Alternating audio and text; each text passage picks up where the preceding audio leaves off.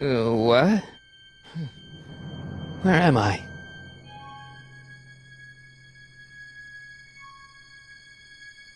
Ah, Citizen Plus? Citizen Plus! Ah!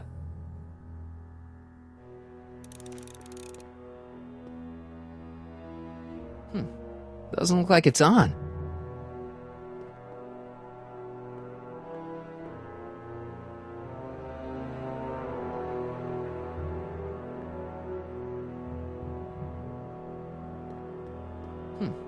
Doesn't look like it's on.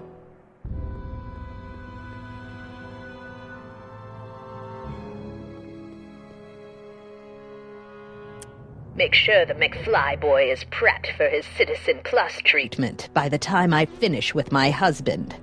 How is Citizen Brown? I'm afraid it's worse than we imagined. He's gone completely antisocial. Darn.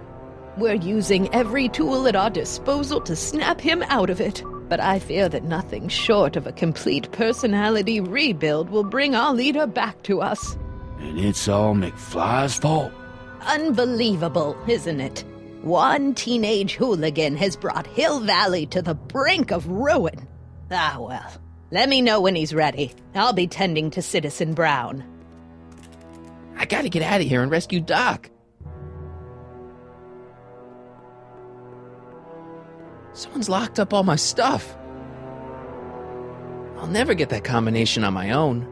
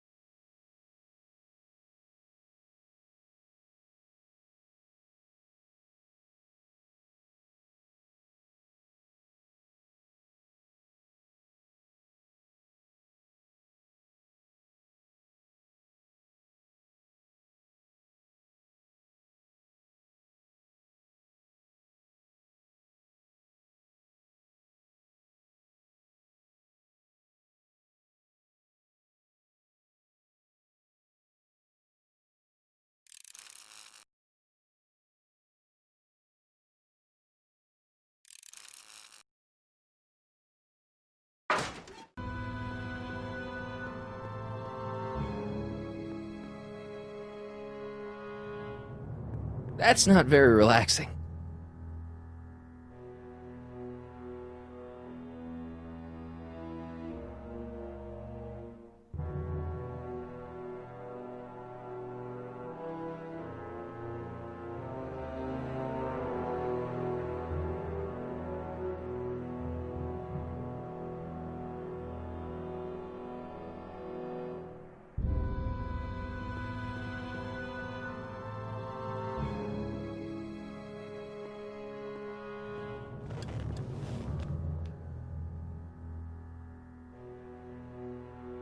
Jen? Hey, Jennifer! I gotta get her attention.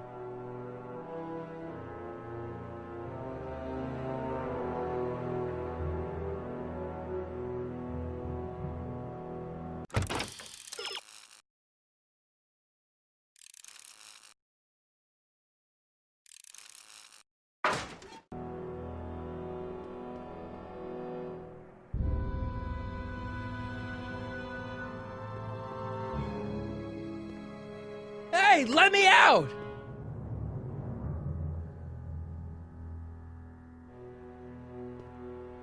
Hey, let me out!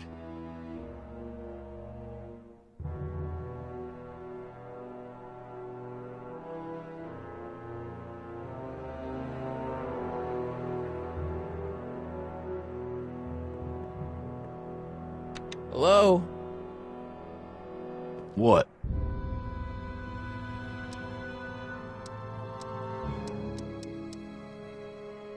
Hey, could you get me a burger or something? The only food I've had today is a tofu dog. Regrettably, sir, the rigors of the Citizen Plus treatment require you to begin the process with an empty stomach. Let me out of here. Sorry, sir, but Citizen Plus patients aren't allowed to exit their waiting rooms until the Citizen Plus treatment chamber has been suitably prepped for their procedure.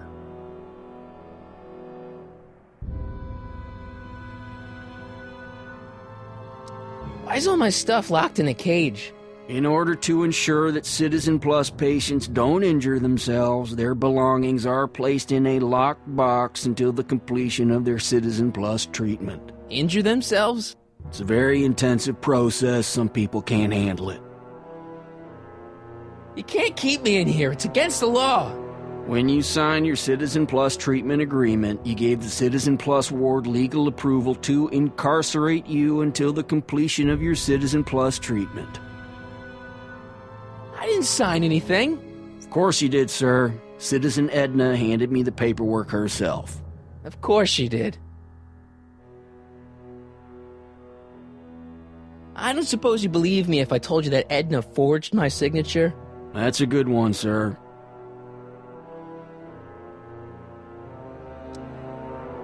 Can I go visit Jennifer Parker? She's right next door. Citizen Plus patients are not allowed to fraternize. It contaminates the treatments.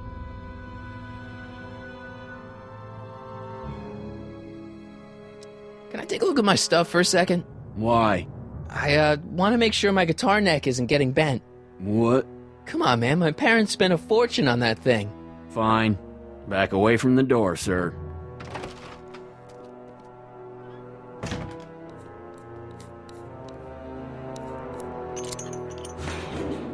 There.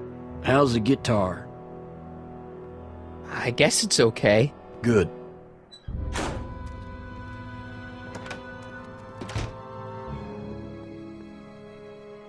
I'll never get that combination on my own. Hey, let me out!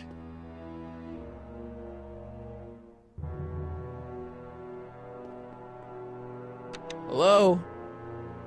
What now? Can I take another look at my stuff? No.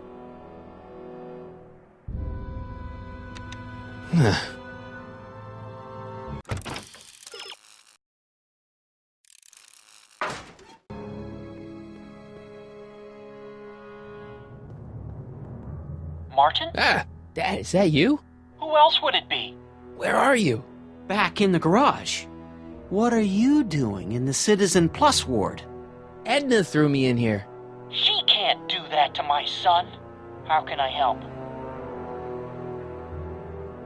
Could you let me talk to Jennifer? Jennifer Parker? Yeah, she's in the room next door. Let's see, that'd be waiting room beta. Got it. You're all patched in, son. Jennifer. Martin, is that you? Where are you? I'm over here, in the camera. Oh, Martin, aren't you in enough trouble already? Trouble? Jen, what are you talking about? You know, with all the drinking and the PDAs. Jennifer, what's wrong with you? You sound strange. I used to be strange, Martin, but thanks to my first Citizen Plus treatment, I'm well on my way to becoming an average, well-adjusted teenager. Citizen Plus? Oh no, Jen, not you too.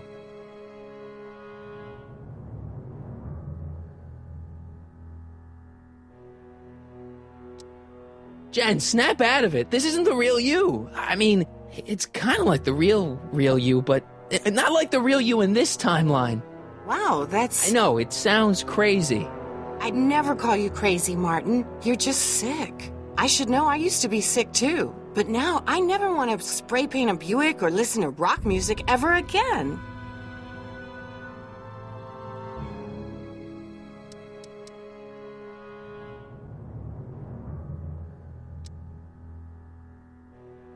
Jen, this whole Citizen Plus thing is a scam. Edna's using it to take control of everyone in Hill Valley, including her husband. You know, Citizen Edna told me you were having paranoid delusions, but I had no idea. Why's your door open? Now that I'm finished with my Citizen Plus treatment, I'm free to go whenever I want. I'm just waiting for the nice guard to escort me out.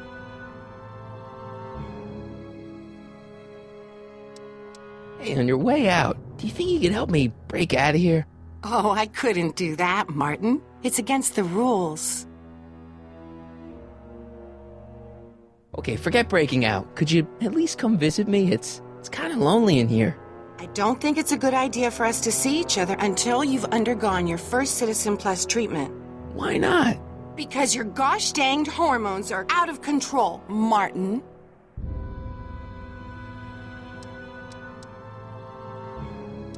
How'd you wind up in the Citizen Plus program anyway? My dad signed me up, and it's a good thing, too. I was completely out of control. I kind of liked it.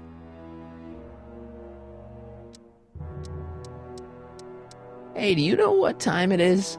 No. Didn't they give you some kind of digital watch when you were done with all that brainwashing?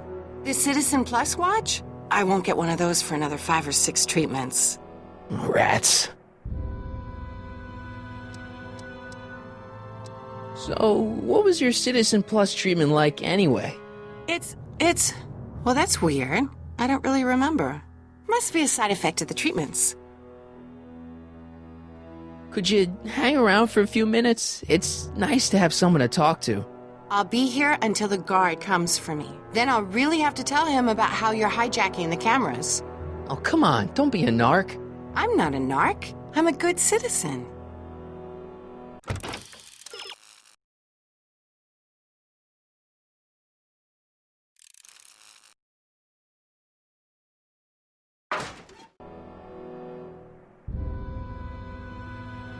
Dad, How can I help, son? I tried to peek over the guard's shoulder to get the combination, but he's too tall. Over his shoulder? Hold on. What? I may have it on tape. Zoom, enhance, zoom, enhance. Ha! What? The camera was high enough to see over his shoulder. Nice work, Dad. The combination is 2 left, 8 right, 18 left, 32 right. All right. Hey, your guitar! I'm sorry I tried to throw it out. Yeah, the guitar's pretty cool, but this is what I care about. No fair making your dad all misty, son.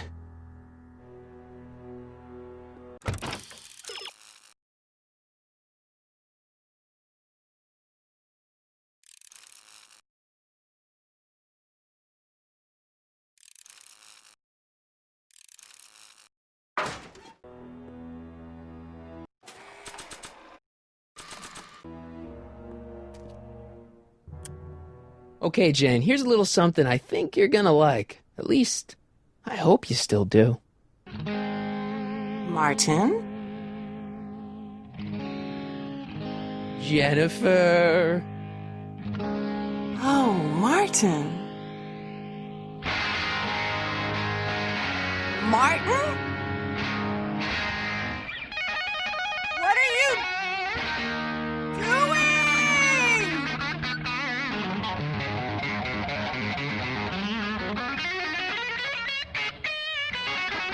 What's going on here? I have no idea, sir. I was minding my own business when all of a sudden a horrible noise started coming out of that camera. Well, that's not right. Yeah, well, neither is this. No one scrambles my brain. You hear me? No one. I'm Jennifer Parker, rock and roller. Jen? Oh, yeah, right.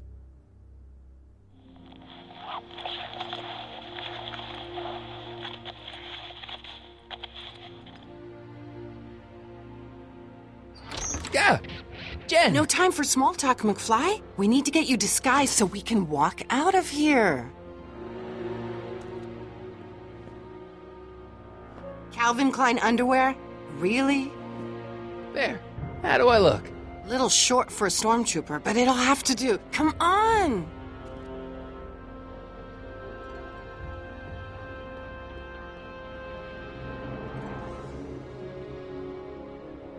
I can't plug my guitar into that.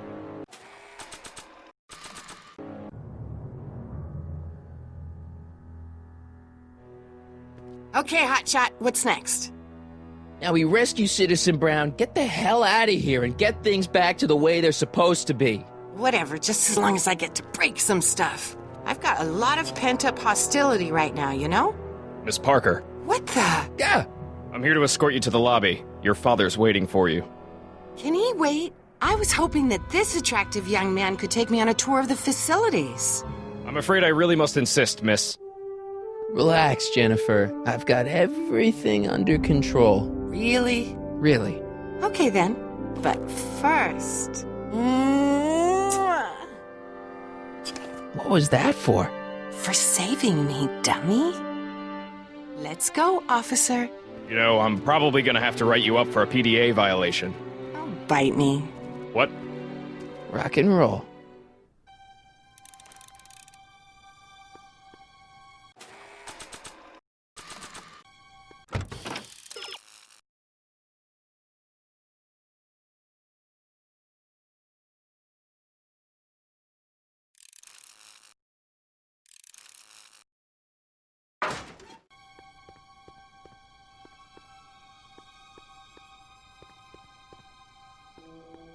Can I have some of that? Feels like I haven't eaten in years. No, that's Tannen's. He's not allowed to eat it until he's taken his pacification pill. We tried to give it to him an hour ago, but he still hasn't swallowed it. Let me try. I can be pretty persuasive. No.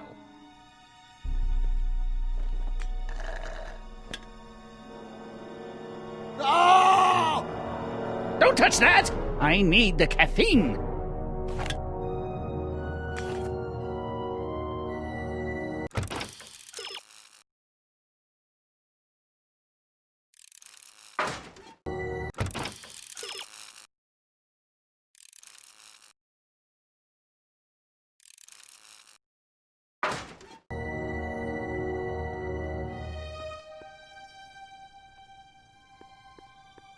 Increase somatosensory fluids by 17%.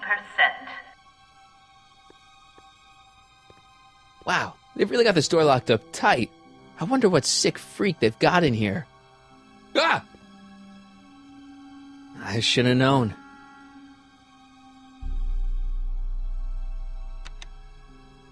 Hi, Biff.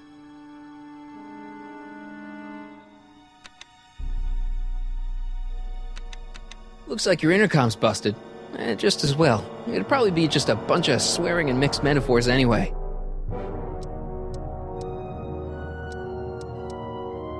Hey, Biff. Guess who your guard is? Peekaboo! You want out of here, big guy? Guess they don't work. The guard says I'm not supposed to give you any food until you swallow your pill.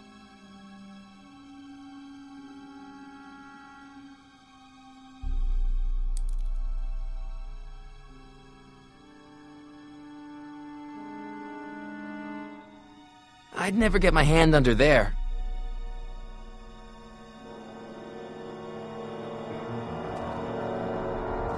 Do you mind? I'm trying to run a complete personality rebuild on the big man himself here. And? And the last thing I need is your stubby little fingers turning Hill Valley's savior into a drooling rutabaga. Is there a problem over there, citizen? No problem, ma'am. Good. Let's get back to it. Stop fighting it, darling. You're only hurting yourself.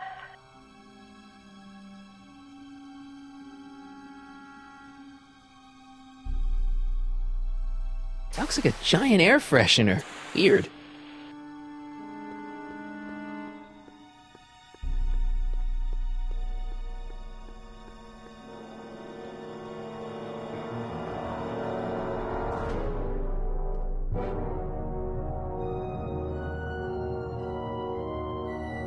I almost feel sorry for the poor guy.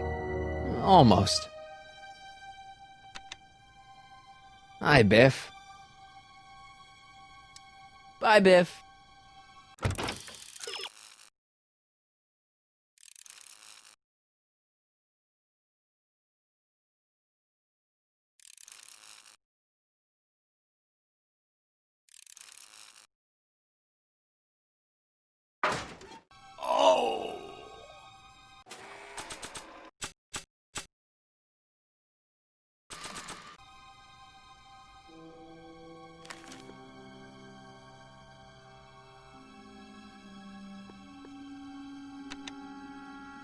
Hi, Biff.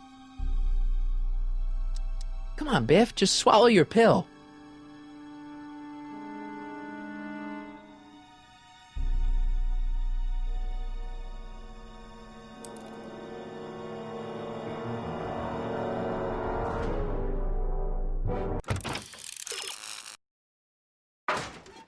No improvement. Oh, Biff spit.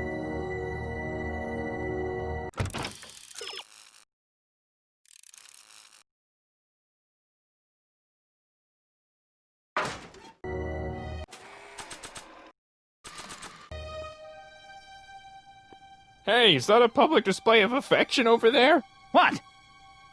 Sorry, it was just a shadow. Stop goofing around and get back to work. Yes, sir.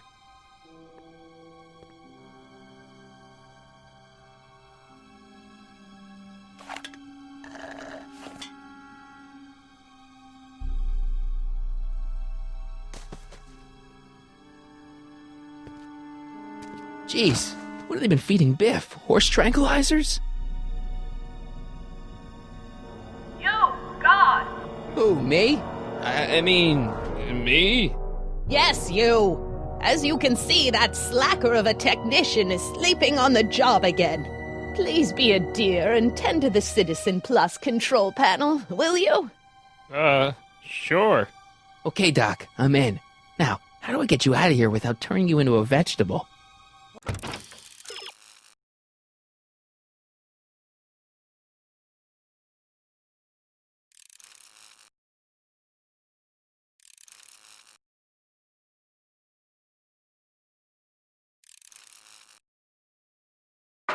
Oh. Jeez, where's the off button on this thing? Hey, an equalizer. At least, I think it's an equalizer. Volume. Finally, a word I can understand.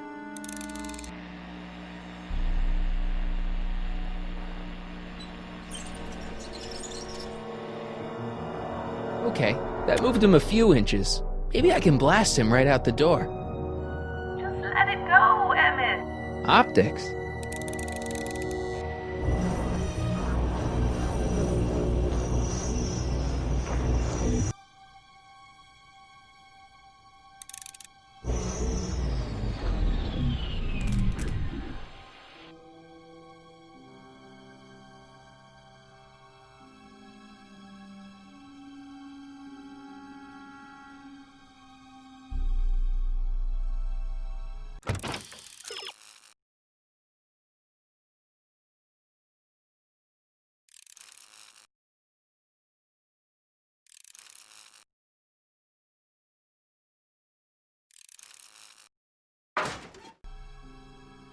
Olfactory? I think I know what that means.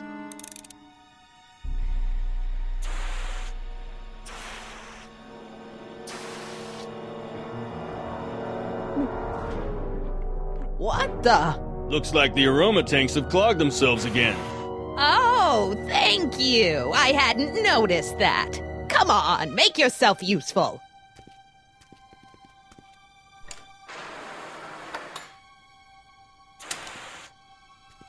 I'm sorry about the delay, dear. This'd go a lot easier if you just gave up this madness about time machines and altering the past. You should concentrate on the future. There is no future for us. You won't think that in a few more hours. Edna, please, think about the...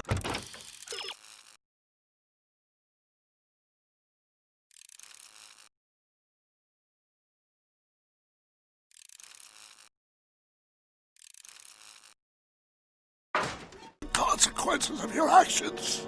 Me? You're the one threatening. I can't plug my guitar into that.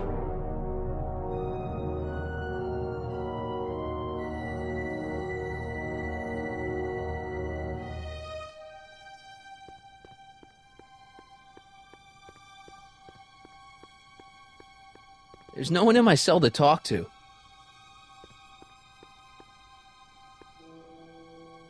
That speaker speaker looks really familiar. Where's Martin? Don't worry, dear. After we're done repairing your damaged mind, we'll fix young Mr. McFly, too.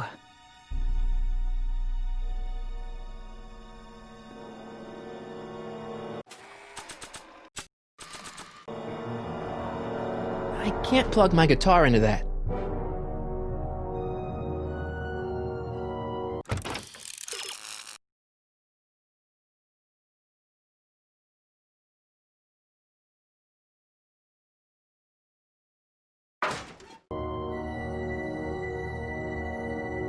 When did I lose control?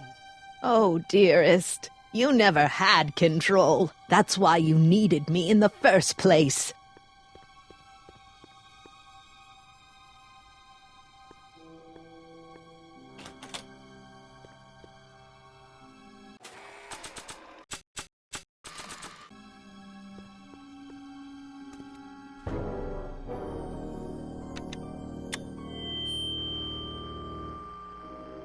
Hey, Doc, let's get ready to blow this joint. What was that? You! What are you doing? Getting my friend out of here, you nutcase. Okay, that was a little less dramatic than I had expected. Whoa!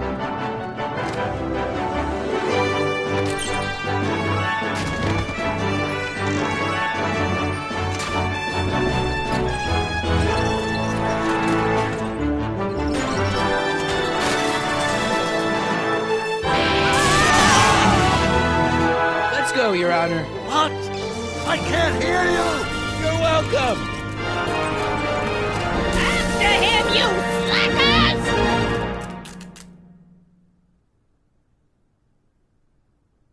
Attention citizens. This is an Omega-1 priority alert.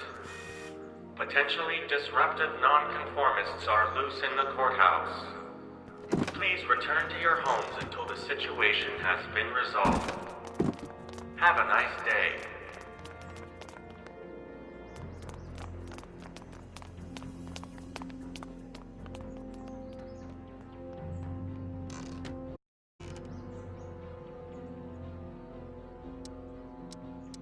What do we do now? Now we wait for the guards to clear out so we can make a break for your time machine. Hey, it's my mom. Hey. Don't talk to her. She could give us away. Where is the DeLorean anyway? I had the wreck towed to my secret lab near Clayton Ravine. Clayton Ravine, as in Clara Clayton? Why? Is that significant? Well, Clara's kind of supposed to be your wife, so yeah. Fascinating. Shouldn't we go help? Once we go back and change history, none of this will ever happen. I guess. What the heck was Edna doing to you back there? She was trying to rebuild my personality from the ground up, erasing the parts she didn't like. Harsh.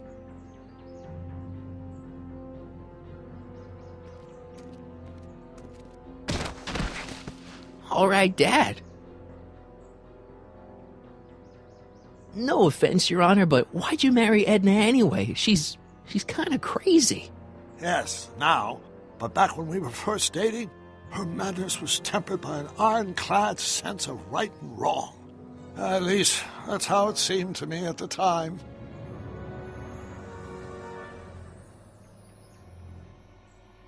Mom, Dad, no! They'll be fine.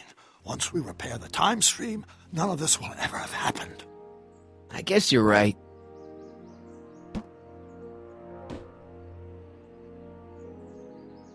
Looks like the coast is clear. Great! Let's go fix the DeLorean. I'm afraid I'll have to do that without you, Martin. What? Why? Well, from what little I understand of time travel, if you help me rebuild the time machine, your presence in the repair efforts could cause some sort of temporal paradox after we return to 1931.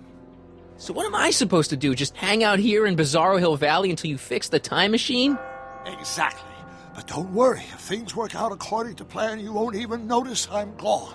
You know, for a second there, you sounded almost as confusing as the real Doc. See? We're making progress already. See you soon, Martin. Good luck, Your Honor. Oh, and you might want to stay off the streets for a few seconds. Stay off the street. Citizen Brown? Emmett? He's not coming back, you know. What are you talking about? Emmett. Without me to guide him, he's almost useless.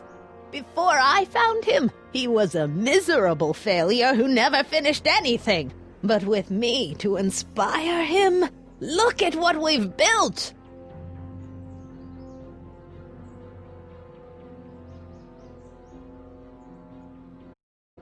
Yeah, you've inspired him all right. Inspired him to turn Hill Valley into a bunch of uptight dorks. I wouldn't expect a delinquent like you to understand.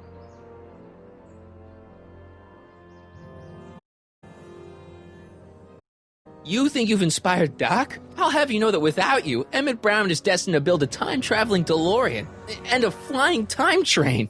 Preposterous! Emmett couldn't even build a dog feeder without me to guide him. Yeah, well, he did that too. You're not the only inspiration of Doc's life, you know. In my timeline, he married one of the sweetest women of the 19th century. Sweetness. Blech. Emmett needs discipline to stay focused. He's so easily distracted. Okay, Your Honor. Starting to get a little concerned here.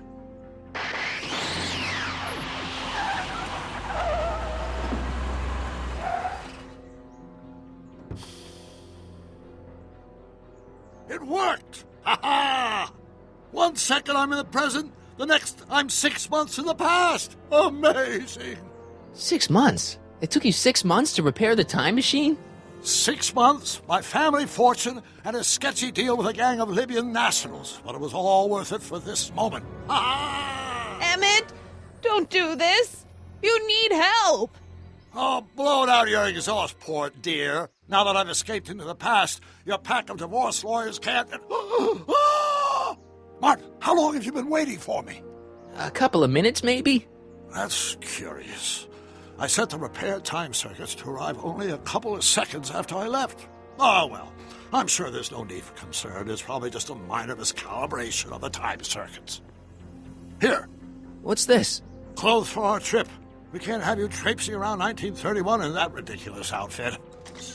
Wait, our trip? You didn't think I was going to let you erase the worst mistake of my life without my help, did you?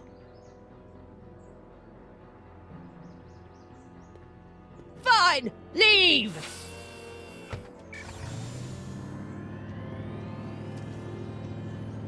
I'll ruin you, Emmett! I run this town!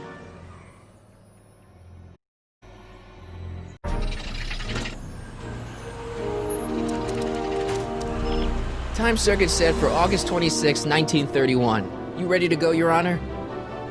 Call me, Doc.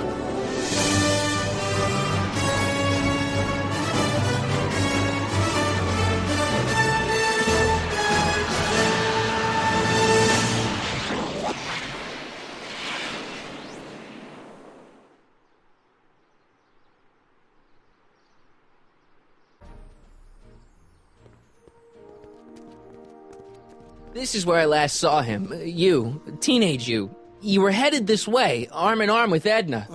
Luckily, my erstwhile wife was never the type to kiss on a first date. If we work fast and stay focused, we can see to it that our relationship never moves beyond the hand-holding stage. Well, will you look at that? The Old Town Theater.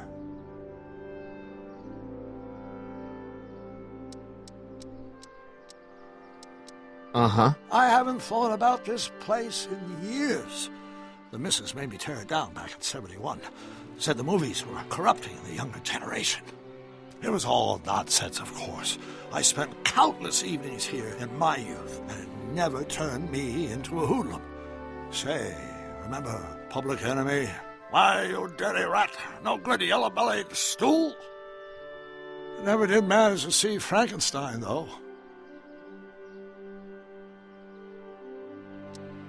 That's what we're here for. We've got to get young you to see Frankenstein. Right, of course. The film that was supposed to set off a chain reaction in my imagination, inspire me with a notion that would launch my scientific career. You've still got no memory of what that notion was? Well, how could I? It happened in the brain of a different Emmett Brown. An Emmett Brown now erased by the shifting sands of time. Luckily for us, I do know something about my own brain, having lived in it for the past 70-plus years. Once we get my younger self re-inspired by that movie, nothing will distract him from his proper... Great Scott, will you look at that? The town square? It's just like I remember it, only dirtier. Oh, the old courthouse. Come on now, Doc, you need to... Go inside and check it out. First rule of time travel, Doc, never allow your other self to catch sight of you. It could cause reality to collapse or something. You mean? Right behind you. Don't peek. Go on. I'll let you know when you're gone. And don't forget, you're Carl Sagan. The billions and billions guy? The suspected arsonist. Huh? Just go with it.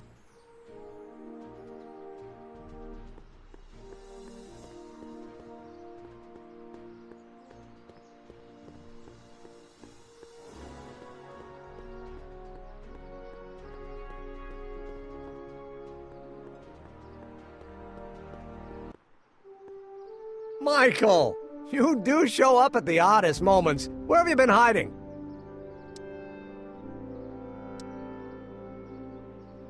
Oh, you know, here and there.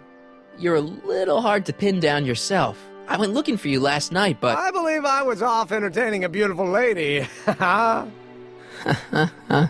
know, I never really got a chance to thank you. Well, I'm sure you would have escaped Kid on your own. Kid? Oh, sure, I'm grateful for that, but no, I'm talking about Edna. It's funny to think of now, but until that crisis, I actually thought Edna and I disliked one another. Imagine! Yeah, well, we make a lot of mistakes when we're not seeing straight. The thing is, you shouldn't let Edna distract you from, you know, the business at hand. Finishing your project for the expo and going to see Frankenstein. Oh, pshaw. I'm far too busy for movies these days. But, And as for my project, it's practically done. The rocket car? The rocket car? Boy, are you out of date. I've junked the rocket car. But... More trouble than it's worth. I'll never figure out a propulsion system that does what I want it to do. And besides, its social utility is practically non-existent. Social utility? Since when do you care about... The mental alignment meter is a much more worthy project. The what? It was Edna's idea, and she's really been cracking the whip to get me to complete it in time for the expo. Emmett, I'm a little confused here.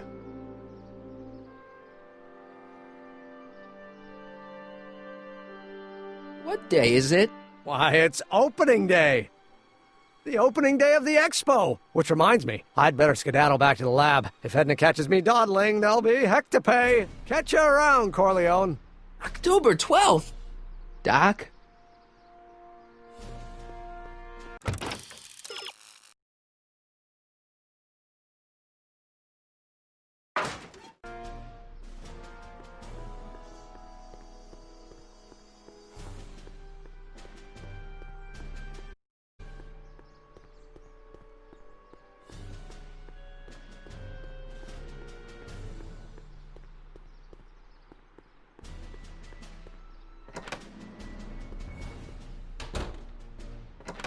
Come to think of it, it is a bit brisk for August. Oh, we're 2 months late. The expo's about to start and teenage you is already in over his head with Edna. I always did have a tendency to plunge into things. Let's plunge into the DeLorean and get to the right date. No, it's far too risky. Remember how I was late picking you up in '86? Yeah? That should have been a tip-off. Something is horribly wrong with the time circuits, and the problem appears to be getting worse. If we try to jump now, we could find ourselves stranded in the Cenozoic Age. Or worse, the Mesozoic. Then we're stuck? For the time being. I'll look into the problem and see what I can do. In the meantime, you can go to work on the other problem. Right. I'll go to the lab and see if I can talk teenage you out of... Impossible. If young me is already as infatuated as you say, you're not going to be able to talk him out of anything. Believe me, I remember. Better to focus on the more clear-headed half of the couple. Edna? Where can I find her? Where do you think? I'll drive. The DeLorean should still function adequately as a means of conveyance in the first 3 dimensions.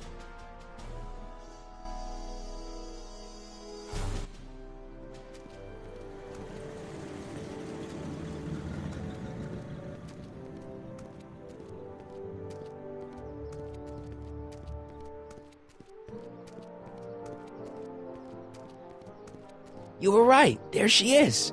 My soon-to-be ex-future wife is nothing if not predictable. Do I really have to talk to her? I mean, couldn't I just hang out until you fix the time circuits and... Oh! I'll talk to her. You'd better get the DeLorean out of sight before someone... Hey, you! Quit blocking the drive! All Car of the Future contestants need to report to the North Tent! Why not? Good luck!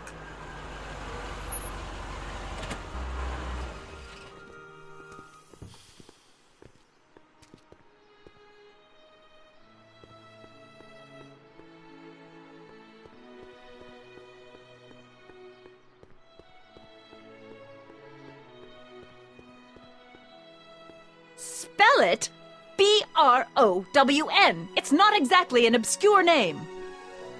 I still don't see it on the list. I'm sorry. Oh, for the love... Let me try this one more time. This is the Hill Valley Science Expo, right? First annual. Indeed. The purpose of our fair is to showcase cutting-edge technology. That's right. And to burnish Hill Valley's reputation as a forward-thinking community. And yet, you want to exclude the maker of the most revolutionary breakthrough of all. It's not that I want to, but... oh, dear. Mr. Corleone! You do pop up at the oddest times. What are you doing here?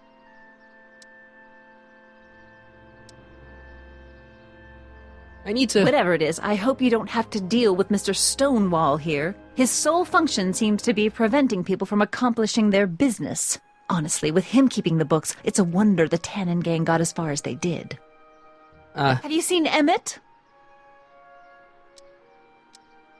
Yeah, just now, in the town square. Oh, then you've heard all about his big breakthrough, the mental alignment meter. Isn't it exciting? And to think, he didn't even realize the import of his discovery until I pointed it out to him. I've never known anyone like him, so oblivious to his own potential.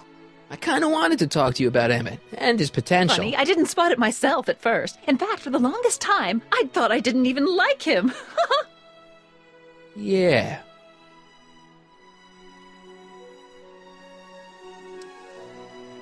I don't get it. I mean, Emmett's nice and all, but he's not exactly the kind of guy that has girls swarming all over him. Well, I'm not your average girl. Yeah, but... I appreciate your concerns, Mr. Corleone, but I can take care of myself. I know what I'm looking for in a man, and it so happens Emmett fits the bill to a T. That's Emmett Brown. Rhymes with clown, which I'm beginning to think you are. Just a simple mix-up, I'm sure. I've no doubt of that.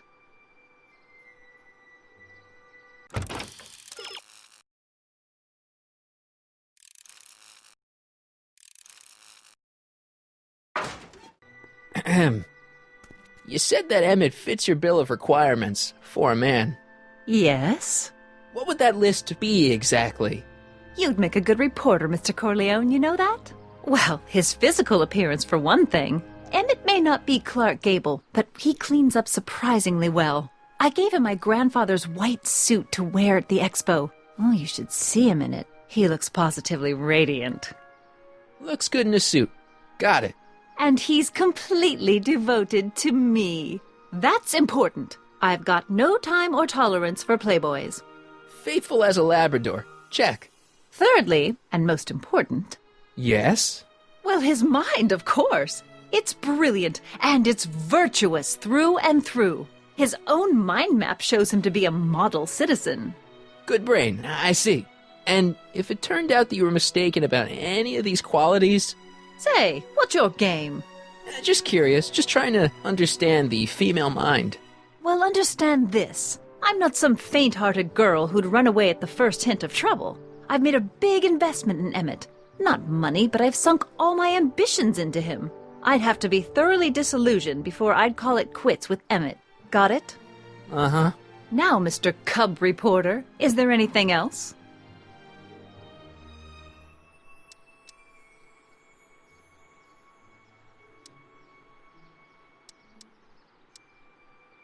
What the heck is this mental alignment meter of Emmett's? Oh, it's an absolutely revolutionary invention! Measures a person's affinities, what he's attracted to, what he's repulsed by, that sort of thing. Interesting. And it really works? Well, of course! What's the point of inventing something that doesn't work? Or, anyway, it works well enough for my purposes. Rather hard for me to picture Emmett as a chick magnet. Chick magnet? A guy who gets the girls, motors running. Motors? Who makes them, you know. You mean a chic? Yeah. Well, it's a matter of taste, I suppose, but when he's properly pomaded and decked out in my grandfather's white suit, Emmett just glows. Makes my heart flutter a bit just to picture him.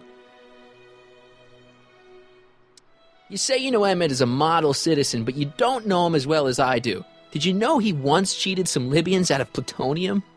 Plutonium? What would Libyans want with plutonium? I'm sure he had a very good reason. Emmett's mind map demonstrates conclusively his brain is oriented toward virtue. This one time, to power one of his science experiments, Emmett hijacked a train. Please, there hasn't been a train hijacking in Hill Valley since the days of Mad Dog Tannen.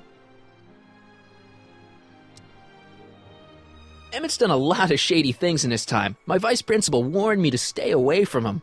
Your vice principal sounds like a dolt.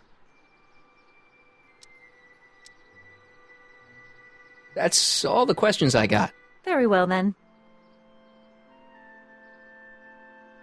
Hey, Audie. You seen my Oriole? You mean this? Yeah, thanks. She gets to come and go freely, and I'm forced to wait. I love it.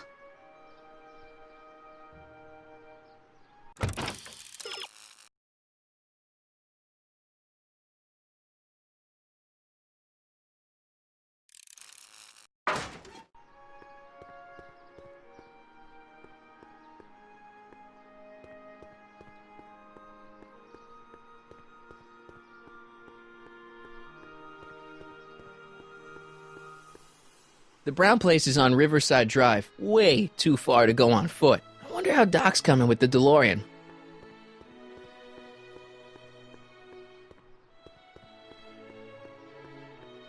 Ah, good. You're back. Give me the full report. She says she likes you because you've got a virtuous mind, you look good in a suit, and you're completely faithful to her. Damn, she's got me dead to rights. Well, you'll just have to find a way to change her mind. I'll be here if you need any help. Do you need any help? Have you figured out what's wrong with the time circuits? Not sure. Possibly. It seems to me to be a simple wiring issue, but I'm double-checking to make sure. All the basic equipment appears to be functional. Any chance I could borrow the DeLorean? I want to drop in on young you at the lab. Well, I don't know. The time circuits... Listen, I promise I won't take it to 88. Even so, I'm worried about letting it out of my sight while it's still behaving unpredictably. Tell you what, I'll take it on a test drive 1 minute into the past. If it passes the test, I'll let you borrow it.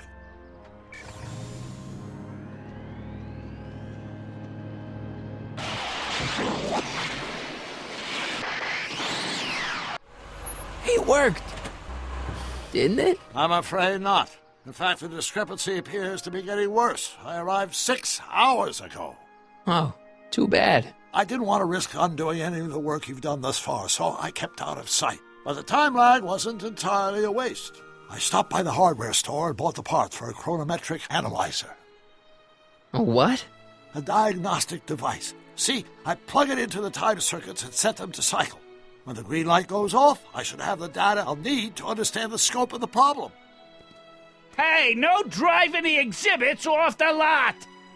Looks like you'll have to find another set of wheels if you want to get to the lab.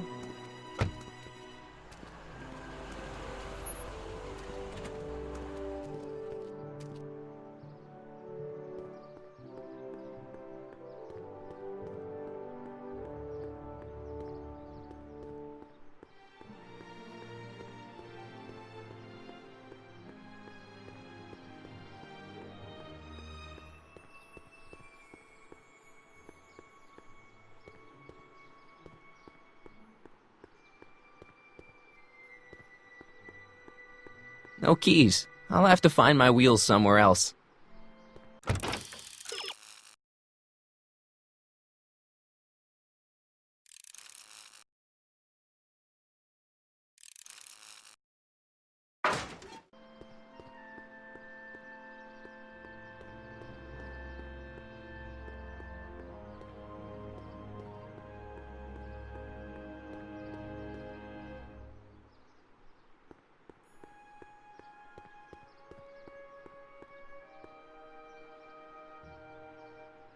My future wouldn't be built so shoddily. Hi, Miss Strickland. I was just... Break what you like, Mr. Corleone. It's no skin off my nose. Just keep away from Emmett's booth. Speaking of whom, I better go see what's keeping him. I'll go check on him for you. I was just heading there anyway. No, you weren't. The last thing he needs is another distraction at the 11th hour. But... Tut-tut. Not another word. I've got the rest of the day all mapped out. Miss Strickland! I'm sorry, I don't recognize you. Heavens, you shaved off your hair, but... Carl Sagan? I'd like a word with you, if I may. I'm not sure it would be seemly for me to be seen in the company of an alleged arsonist. I think it may be in your best interest. You see, I know what you're up to. Let's go somewhere where we can talk privately. Go. I'll keep her occupied till you get back.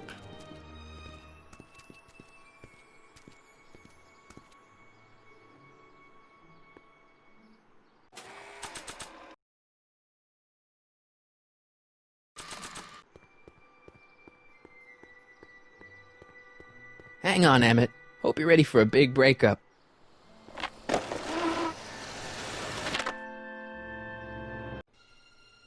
Emmett? Thanks again for your assistance, Detective Parker. Detective? What the hell is Kid doing here? Nothing criminal, I assure you. I was just getting a mind map of Mr. Tannen for our exhibition at the Expo. The authorities wouldn't allow Edna and I to stage a demonstration of the mental alignment meter with a violent felon, but this little baby is just as good. Okay, let's see now what's next. Check the stew, sort the maps. Ooh, I almost forgot that. Edna really is cracking the whip, isn't she? Well, yes, but she's got my best interests at heart. Without her, I can get so distracted. Did she send you down here to check up on me? Yeah, she wanted to come herself, but... She's busy too, I know. Well, you're a poor substitute for Edna's lovely features, but make yourself at home. Thanks. No thanks are necessary. Without you, I'd never be where I am now, in love with the woman of my dreams, and a mere 6 hours from my first public triumph as a scientist. Wait a minute. 6 hours? Jumping Jehoshaphat, I'm running out of time!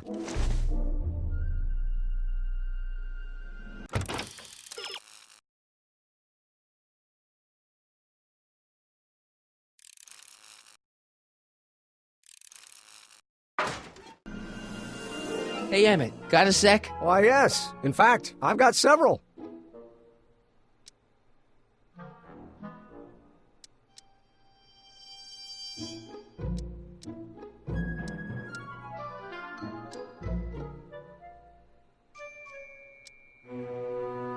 Is all this new stuff what you're showing off at the expo? Yes, it's our mental alignment meter. Mental alignment meter?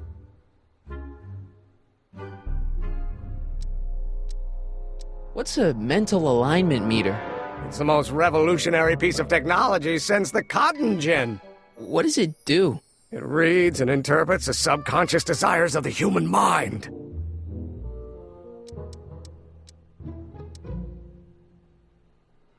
How does the mental alignment thing work? Here, I'll show you. Hey! The test subject wears this mind-mapping helmet, which probes the brain by measuring fluctuations in skin conductance and electrical resistance on the surface of the parietal lobe. Uh-huh. When I turn on the mind-mapping helmet with this radio switch, the subject is exposed to a series of visual stimuli, intended to provoke a series of positive or negative responses, as indicated by these lights on the helmet. Hey, is that... As the responses are recorded, they're relayed to this special typewriter, which prints out a punch card that represents the subject's mind map. All I see is a bunch of holes. Well, to you, maybe. But to our mental alignment meter, this mind map is nothing less than a peek into your subconscious. Observe as I place your mind map into the MAM. Layabout? Is that machine calling me a slacker? No, your own physiological responses did.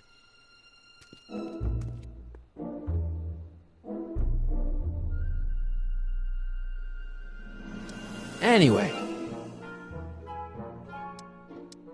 So, you and Edna, how serious are you guys? Well, we both enjoy a good joke every now and then, but I'd say on the whole we're fairly serious people. Why do you ask? No. What I mean is, how serious is your relationship? Oh, well, as a scientist, I can't state this with 100% confidence, but I'm provisionally certain that I'm head over heels in love. Really? With Edna? What can I say? She's my muse. In the week since we've been courting, she's given me so many wonderful ideas.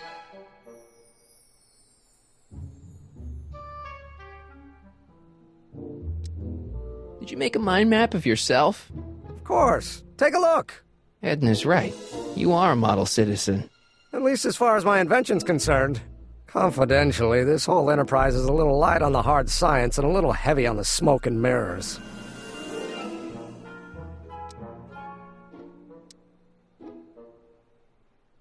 Could you tell me how this mental alignment meter works again? Of course. Now, pay attention. Subjects put on the mind-mapping helmet, which I activate with this radio switch. Check. The subject is then exposed to a series of visual stimuli provoking positive, negative, or indifferent reactions that are recorded by the mind map printer. Right. Once a mind map is completed, it can be inserted into the mental alignment meter to pronounce judgment on the subject's mental state. Okay, I think I got it. You look busy. Why don't we talk later? Sure thing.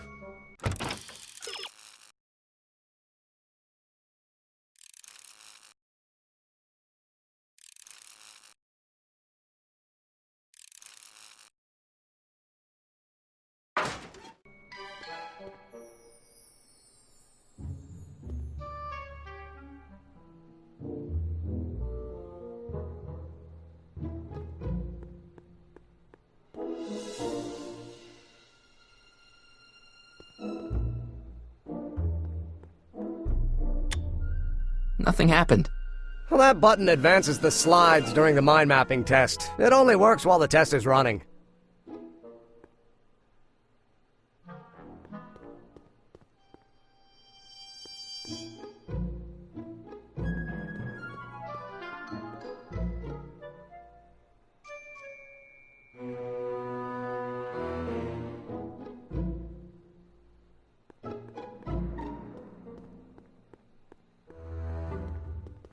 What's this typewriter do again? During a mental alignment test, it takes messages from the mind map helmet and turns them into punch cards, like the one for Mr. Tannen over there. Seems complicated. Actually, it was all rather easy to put together, once Edna gave me the idea.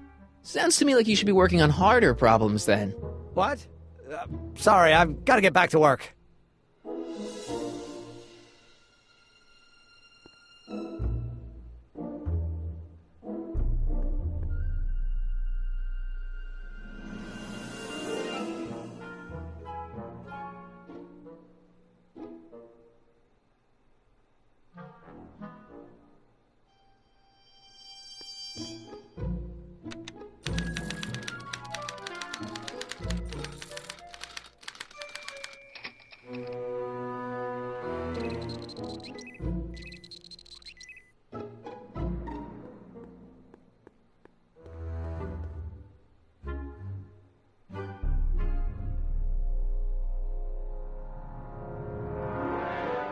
According to Emmett, this thing prints out mind maps.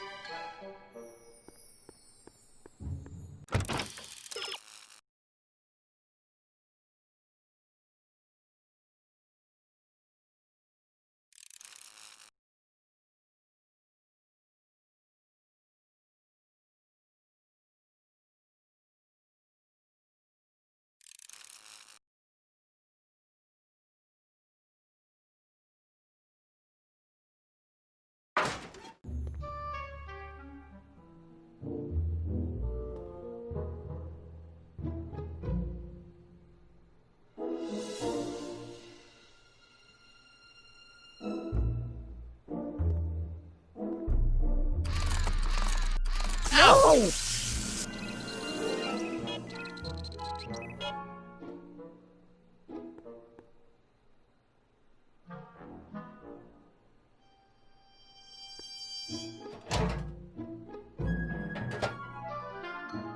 Careful. Don't let all the flavor escape.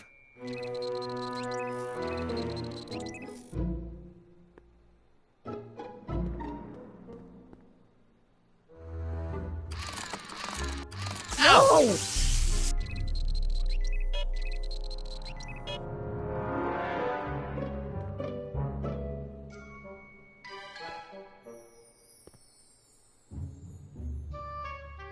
How goes the bacteria farm? Not so hot. The bacteria have kind of gotten out of control. Had to put a clamp on the nitrogen tube to keep the stench from flooding the lab.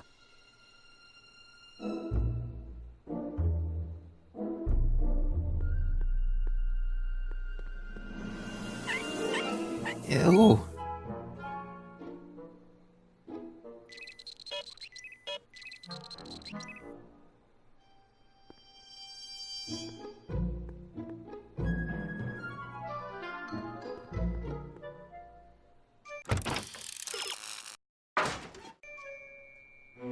What's this? That's a can of used motor oil, rocket fuel waste, and assorted chemical sludge left over from my abandoned rocket car.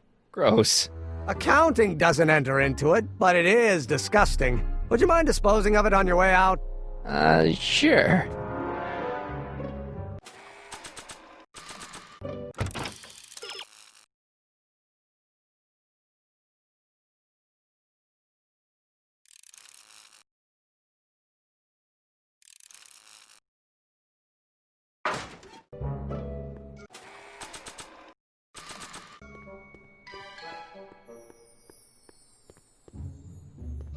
Hey, Emmett, I've got a... Whoa! Whoops. What the heck? Oh, jeez, I'm sorry. Your suit's ruined. Edna's gonna be royally PO'd. Wrong. What? When Edna gave me this suit, I realized that the probability of me keeping it clean was infinitesimally remote, so I spent a few hours whipping up this. Whoa! What was that? A chemical compound capable of wiping the grime off any surface. Emmett, you'll make a fortune. Not anytime soon, I'm afraid. Due to an inherent instability in its molecular makeup, after 12 hours, the cleanser's component chemicals break down into a series of cloth-shredding enzymes, rendering it unsuitable for commercial use. Wait a minute, does that mean your suit's gonna dissolve in 12 hours? Hey, gods, no. The solution dissipates into the air after it's applied. But it does mean that after this batch of cleanser ages another 11 hours and 53 minutes, it would eat away this suit faster than 1,000 starving moths. And that would be a crisis of unimaginable proportions. Why? Because this suit belongs to Edna's grandfather, who wore it on his wedding day. Poor guy was gunned down just a few years later. Emmett? Well, enough wool gathering. Back to work.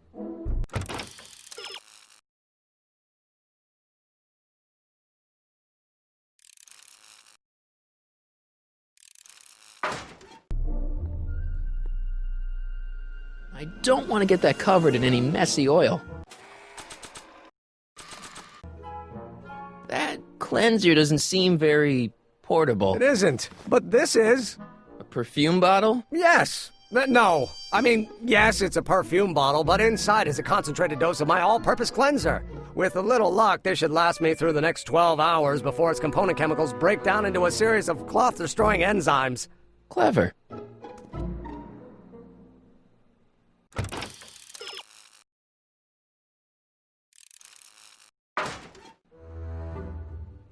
What the hell is that?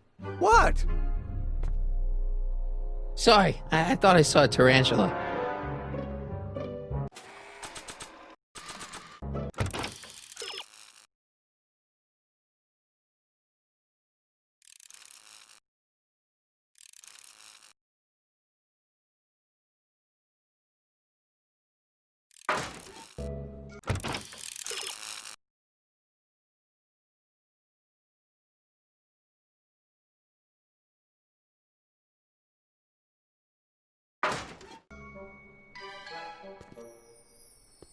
Hmm. What? I was just thinking about the future. All that talk about Edna's grandfather made me realize something. Please let it be something about lightning. Life can be short, sometimes brutally so. So why not seize the day and grab your happiness while you can? I'm not sure I like where this is going. I was saving this for next Valentine's Day, but why should I? I know what I want. Emmett, no. I'm gonna ask Edna to marry me. Right now. No. Oh, right. At the expo. It'll be much more romantic that way. Just think. By this time tomorrow, Edna and I will be engaged and will be the toast of the scientific community. And I owe it all to you. You're welcome.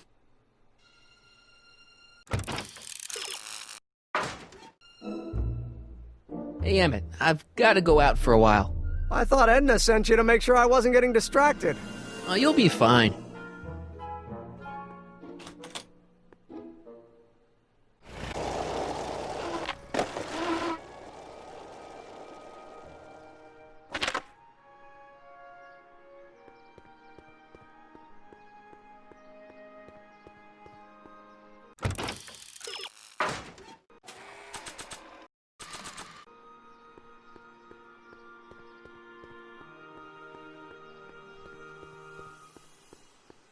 That doesn't need cleaning.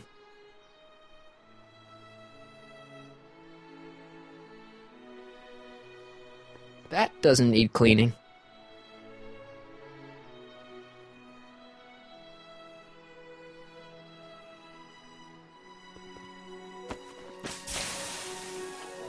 It's a good thing I did this before Emmett's 12-hour time limit, or the cleanser might have dissolved the fur.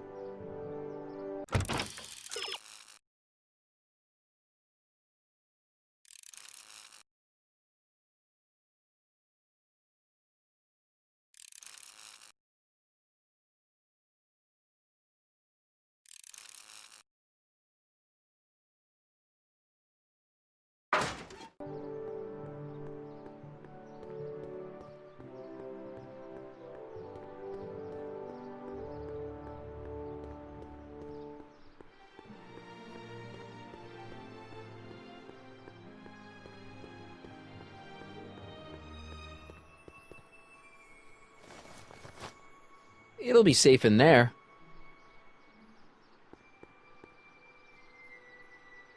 Doc said to tell him when the light on his diagnostic thingy went green. Hey, the light's green. That means Doc could take the DeLorean out again.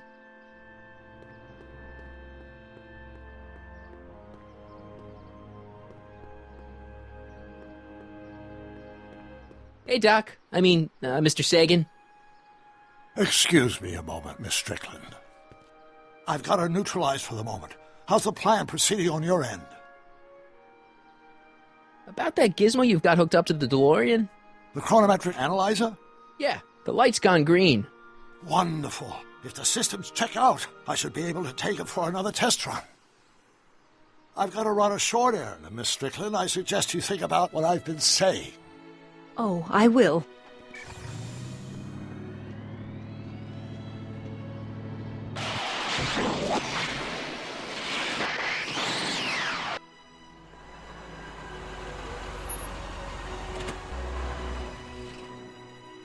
When did you land this time? 9 hours and 37 minutes ago. Ouch. Frankly, it's starting to get a little difficult to avoid running into myself. Still, the time jump yielded some interesting new data on the flux field. I'll run some more tests and we'll see what we find.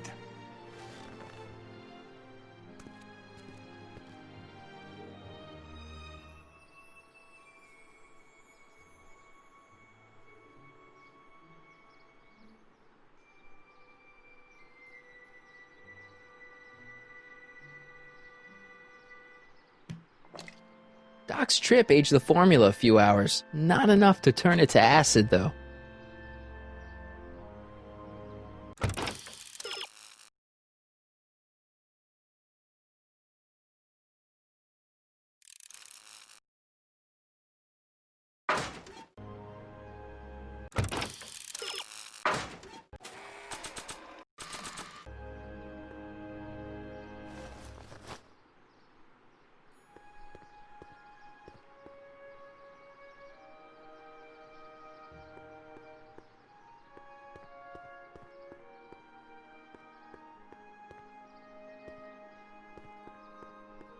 I need to talk to you. Excuse me, my dear. Yes? About that gizmo you've got hooked up to the DeLorean? The chronometric analyzer? Yeah, what am I supposed to look for again? A signal that it's done evaluating the time circuits. The analysis can take a while. Be sure to let me know when the light turns green, and I'll take her out for another test run.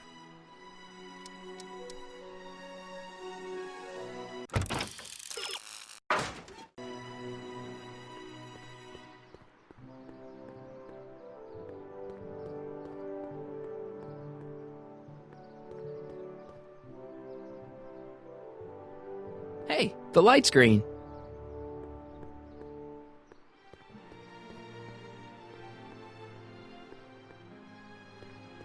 I need to talk to you. Excuse me, my dear. Not at all, Mr. Sagan. Take your time. Much obliged, Miss Strickland. Yes?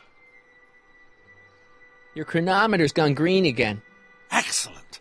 Let's hope this time my test run is a success. I'm sorry to desert you again. Yes, well, you've left me with plenty to think about.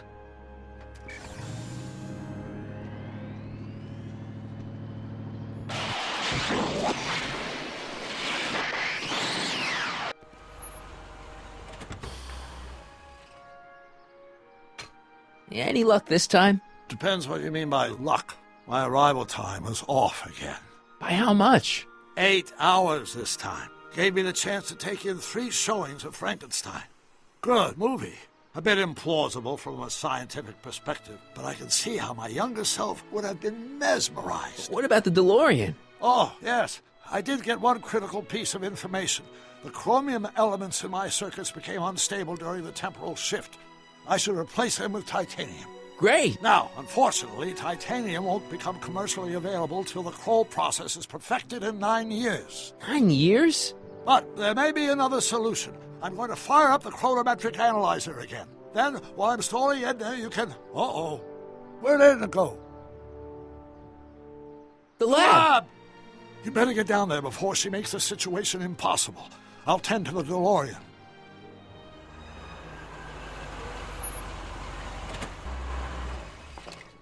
Age to perfection.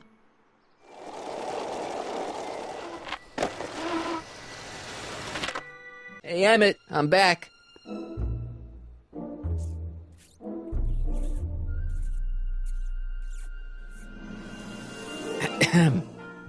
Oh, my! You know, I thought you were coming down here to keep Emmett focused on his invention. Oh, she is. But she's generously scheduled brief canoodling breaks every 45 minutes to keep my mind fresh. Time's up, dear. Let's get back to work. Shall we? Now, Mr. Corleone, what can I do for you?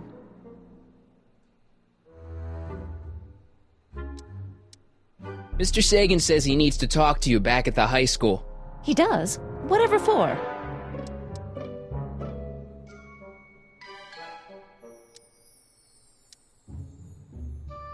He says he wants to give you an interview about his invention.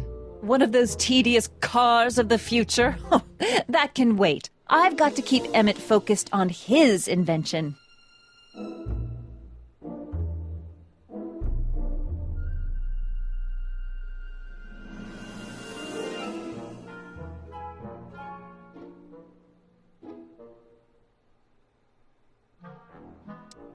He says he's got a lead on the speakeasy arsonist. He does he? Well, I'm not sure anyone cares about that old story anymore. But I suppose I could spare a few minutes in the service of solving a crime. Will you be all right without me, sweetheart?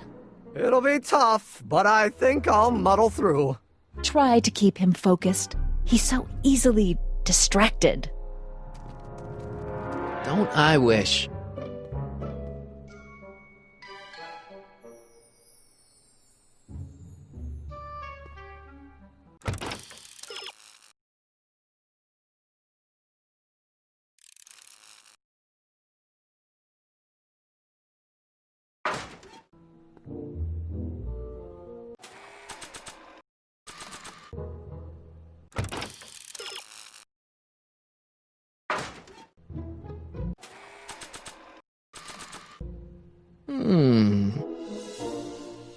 Here it is. I've been looking all over for my portable anti-stick, anti-stain formula. Where'd you find it? Out by the trash? That's strange. I haven't been out there for hours. Oh well. Are you gonna spray your jacket? It's looking a little dusty. Not until it's really dirty. This cleanser doesn't grow on trees, you know. Well, some of the ingredients grow on trees, but the rest are synthesized polycarbonate Really detergent dirty? blends. I can do that. I'll wait until you're at the expo to show Edna what a suit-destroying slob you can be. Now all I have to do is convince Edna that Emma's a degenerate criminal who's stepping out on her.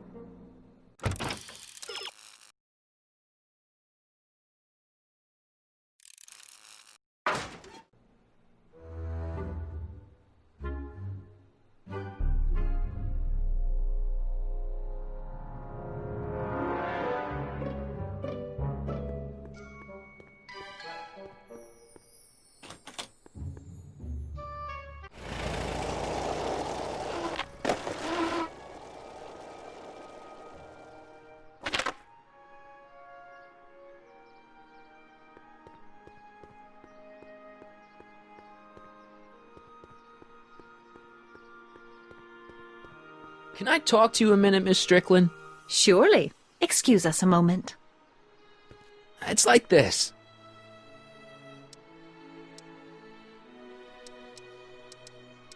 What's Trixie Trotter doing in that outfit? What's she doing here at all? That's the question. Women of that sort are generally found outside cheap hotels, not science expos. That's all the questions I got. Very well, then.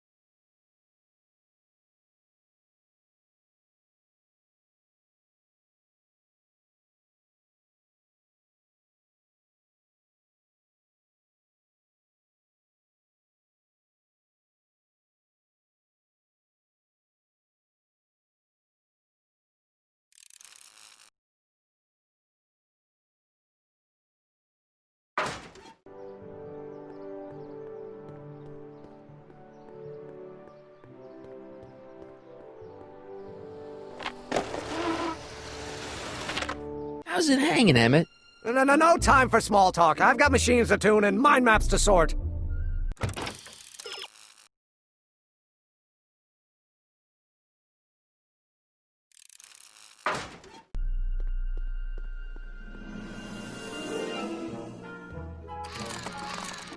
Ow!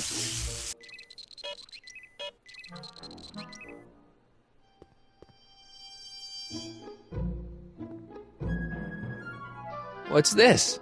It's the placard we'll be putting in front of our booth at the expo. The scientist that caught Kid Tannen? A small exaggeration, but Edna says it'll attract investors. What do you think of the picture? It's fine. Really? Really. Well, that's a relief. You have no idea how long it took to find one in my mother's photo album that Edna approved of.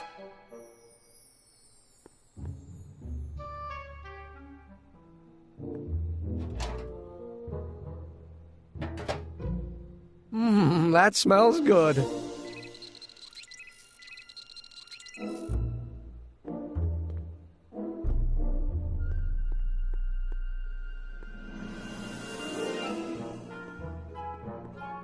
It's a picture of Edna. Since Emmett's got the hots for her, I guess she's supposed to provoke a positive response.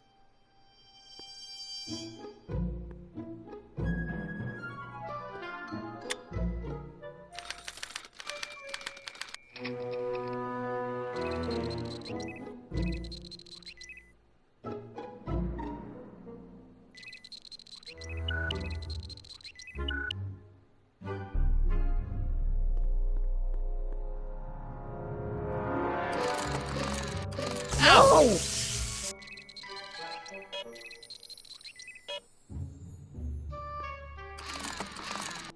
Ow!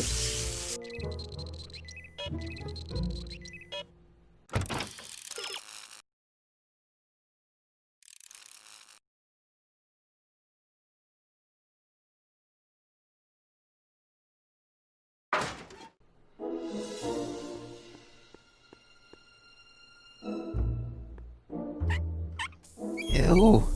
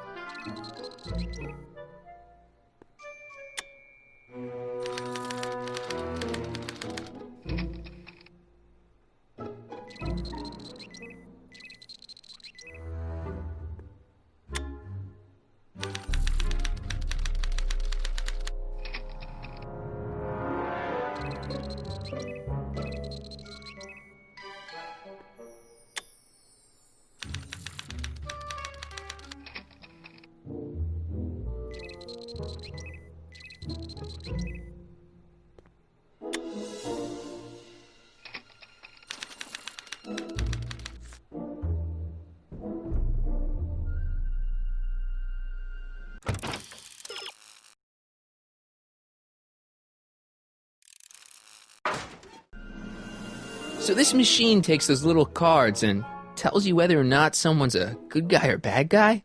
Kind of. Actually, the helmet does all the work. The mental alignment meter is just a glorified arcade machine. So why not just go with the cards? Edna says that people respond well to flashing lights and snap judgments. I can't argue with that. Every time I kiss her, I see flashing lights and lose all sense of judgment. No kidding.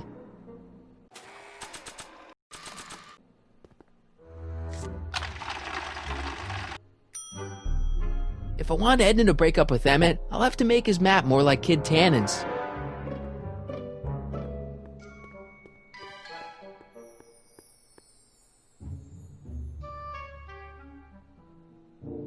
The mind of a degenerate criminal. It's Kid Tannen's mind map, as captured by our mind map helmet. You could tell he's a criminal just by looking at this? No, but when it's fed into the mental alignment meter...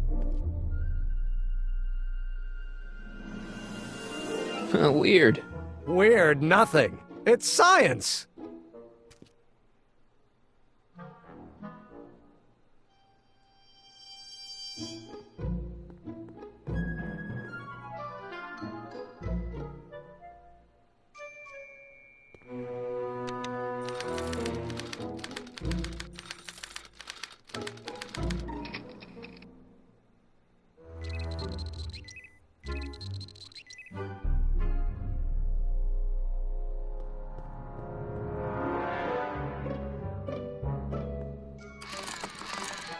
Ow!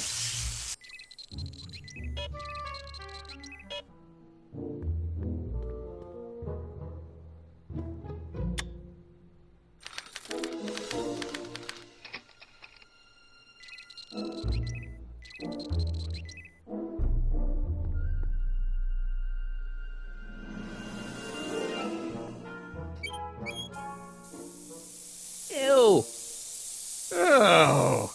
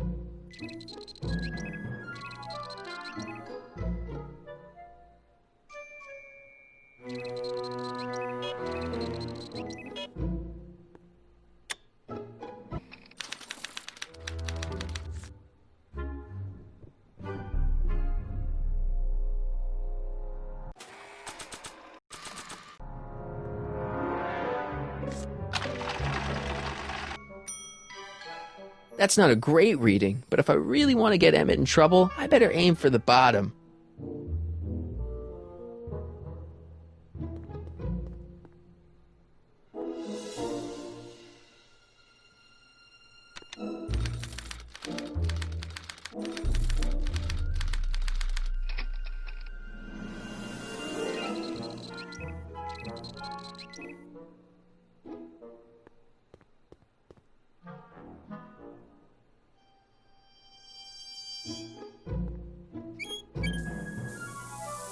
Ew.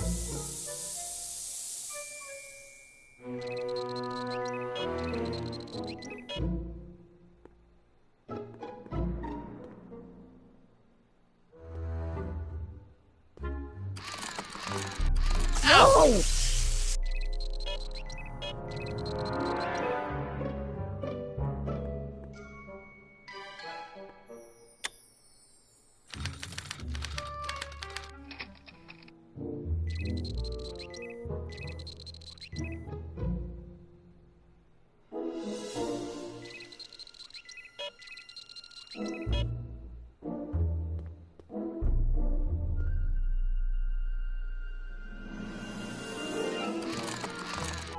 Ow!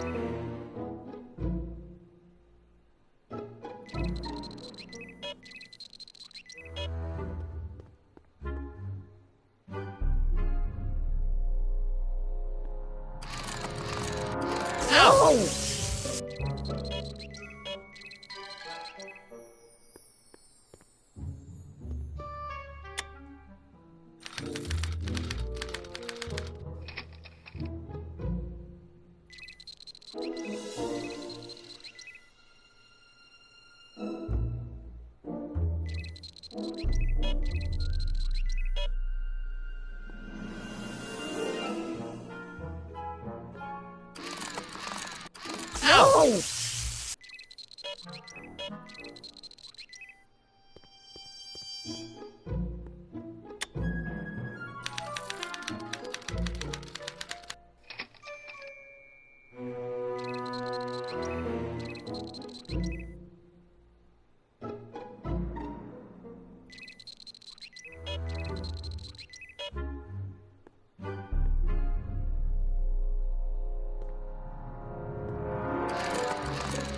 Ow!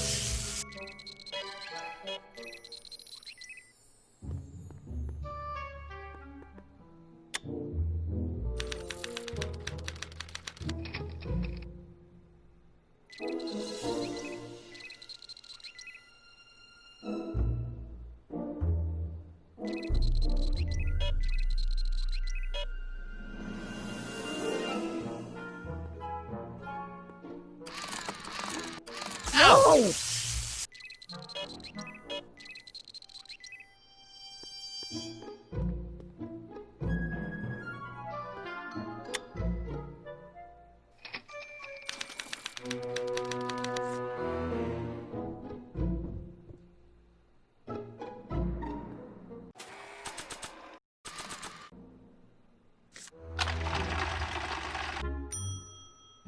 That's not a great reading, but if I really want to get Emmett in trouble, I better aim for the bottom.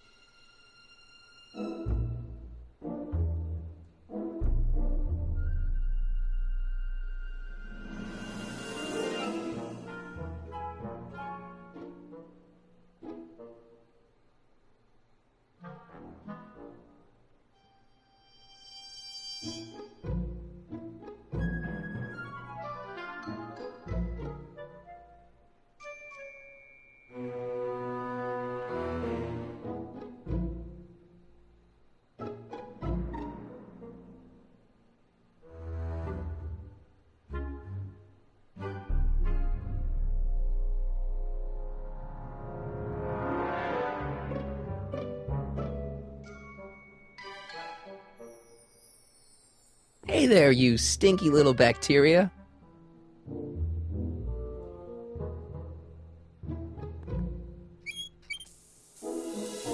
Ew.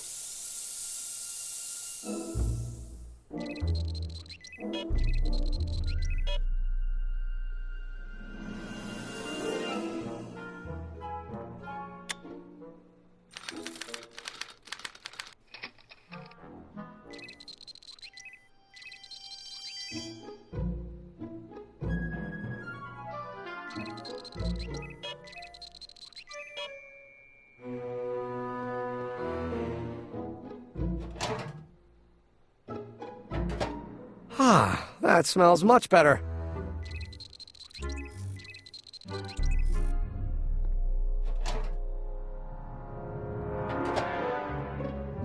That smells good.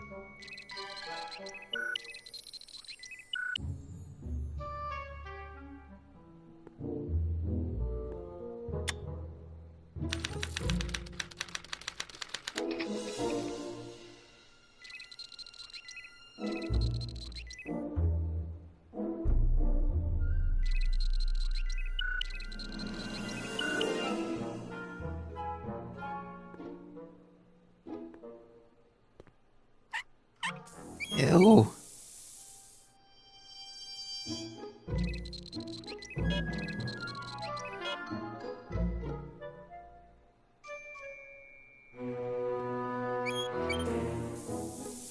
Ew.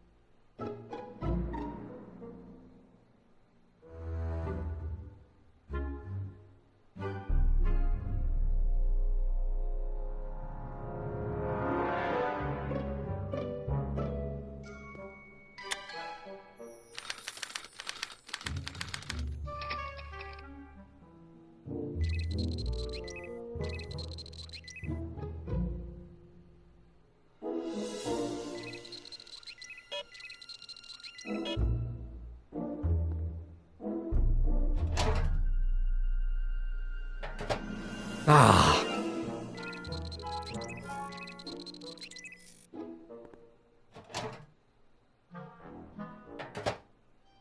That smells good.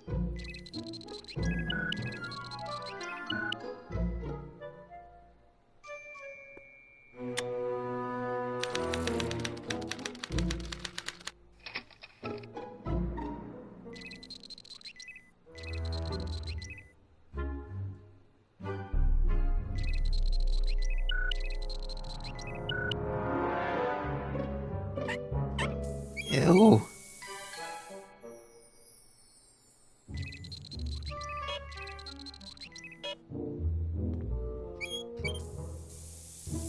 Ew.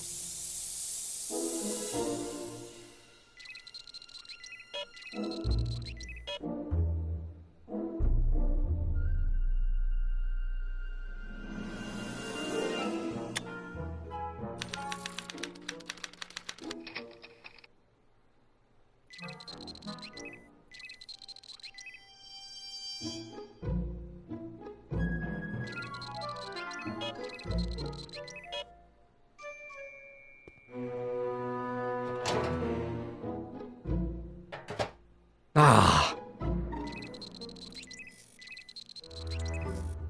Emmett's invention.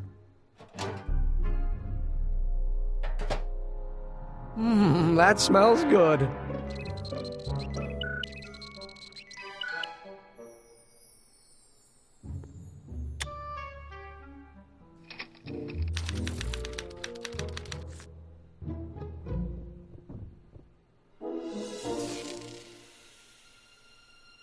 Hey, Emmett, I think your mind map test is broken.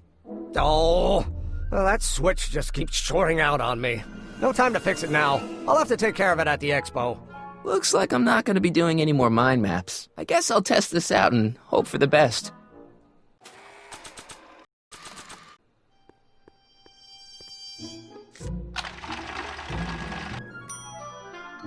Bingo! Now Emmett's mind map is as bad as Tannen's. Now all I have to do is swap this out with Emmett's original mind map, and Emmett's own machine will do him in.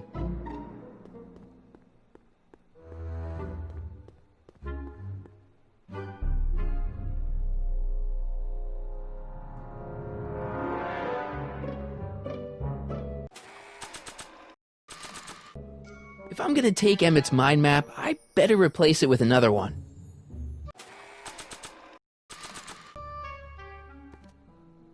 Okay, Emmett, get ready to meet the new you. Hey! What? I almost left behind my mind map card. We're gonna show it off at the expo as a rare example of a model citizen. Edna kill me if I forgot that. She might kill you anyway when she gets a look at that mind map. Once Emmett gets to the expo, I'll try to figure out how to get him to put his card in the mental alignment meter. But for now, I better concentrate on making Emmett look like he's fooling around on Edna.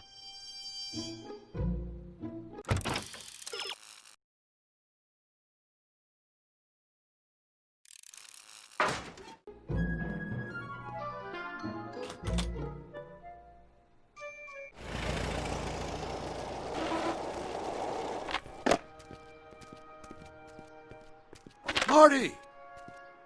Doc!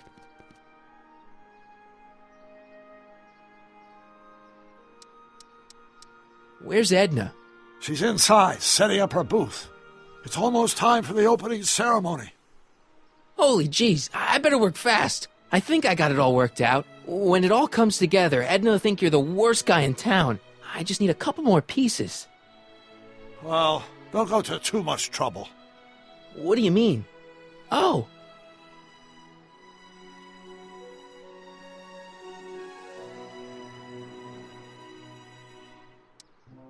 You got the time circuits fixed. Not exactly. You see, I've been mulling things over, and...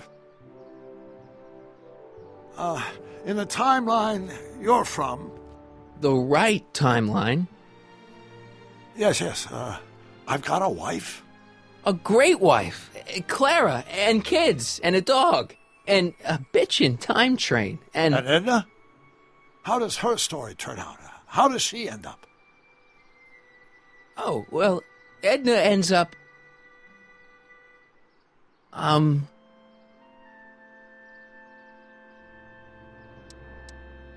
You're not really supposed to know these things in advance. It's bad luck.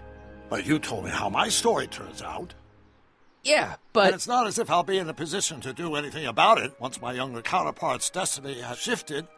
I imagine I'll be folded into the new timeline, and I'll probably lose all memory of the old one. Maybe. So tell me, just to satisfy my curiosity, what's going to become of Edna? She's doing great. She's got a full life, lots of friends, always busy. She's got a fellow? Sure, lots of them. Lots of them? She's a tramp? No, what I meant to say was... Let's start over. How does Edna end up? To be honest, she ends up kinda sad. Sad? She lives with some cats in a dinky little apartment, and she spends most of her time yelling out her window at people, and collecting newspapers, and living in the past. I see.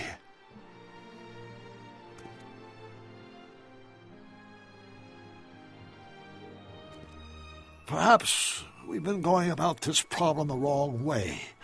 Do we really have to completely obliterate my timeline so we can restore yours? Doc? Maybe we could have the best of both worlds.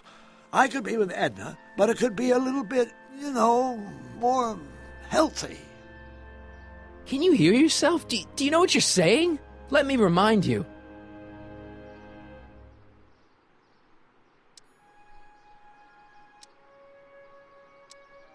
She took over your life. She kept you from doing what you were meant to do, till there was nothing left of you but this hollow shell. Maybe, but she only did it because she cared. I don't believe this!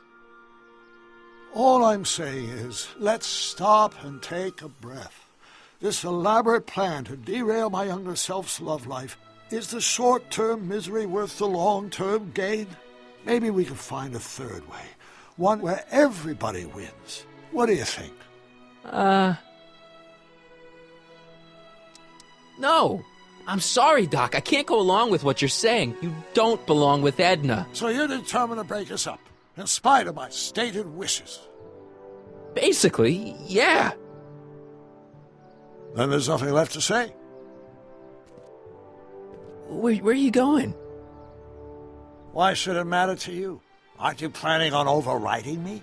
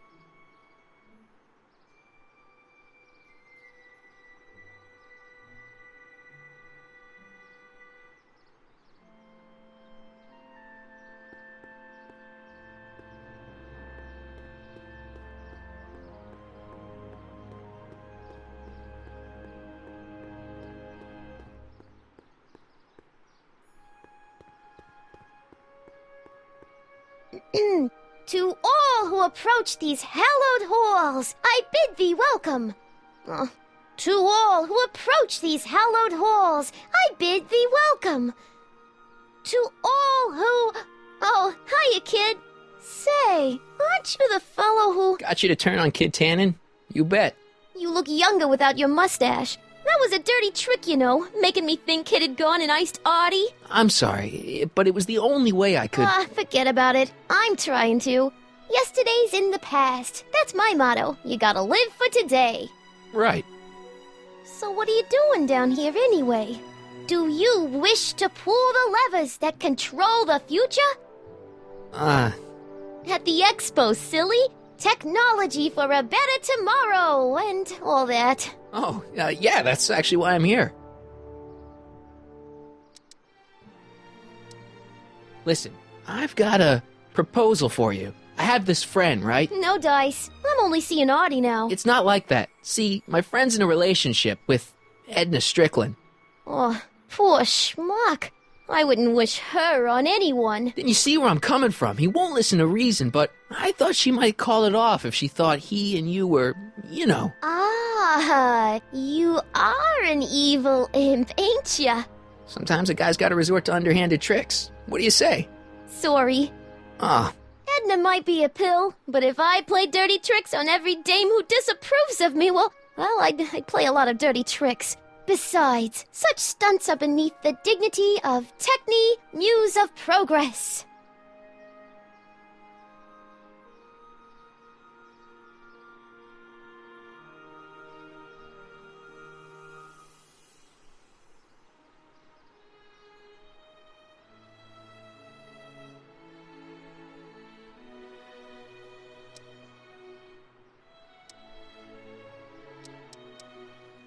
Look, my friend Emmett really needs help. The one who's going out with Edna Strickland? You're darn right he needs help.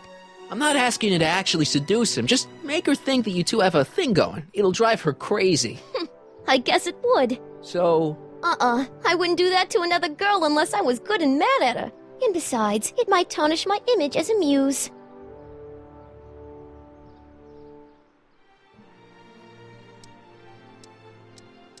Look, my friend Emmett really needs help. The one who's going out with Edna Strickland? You're darn right he needs help. I'm not asking you to actually seduce him. Just make her think that you two have a thing going. It'll drive her crazy. I guess it would. So... I wouldn't do that to another girl unless I was good and mad at her. And besides, it might tarnish my image as a muse. See you, Trixie. From this chamber of wonders, we bid you a fond adieu.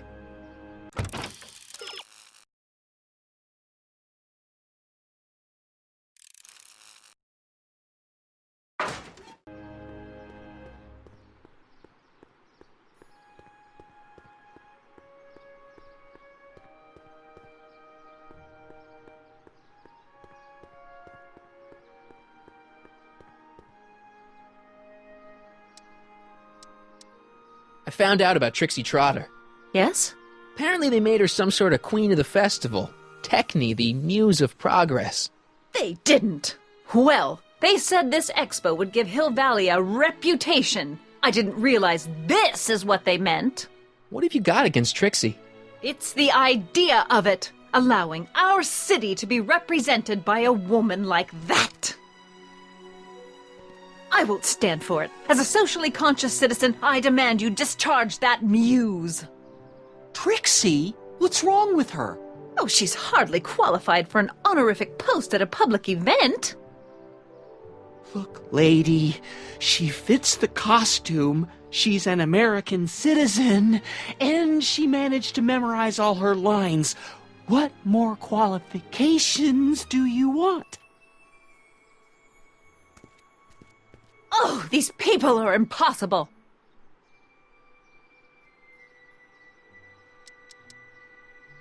Why do you want to get Trixie fired? One simply can't allow women like that to attain positions of respect in society. It creates a very bad precedent for the future. Does it? But try telling it to this poor sap. She's got him completely steamrolled. That's how they operate. Is it? Still, I could get her discharged if I had the goods on her. No doubt a woman like that has left a trail of scandal, and I'd find it if I were still a reporter. But I haven't got time to do the legwork now. I'm too busy with Emmett and his invention. So you wouldn't hesitate to get Trixie fired from her job? If I had the goods on her. She's obviously got her employer completely bamboozled. The only way to snap him out of his spell would be to show him something really shocking.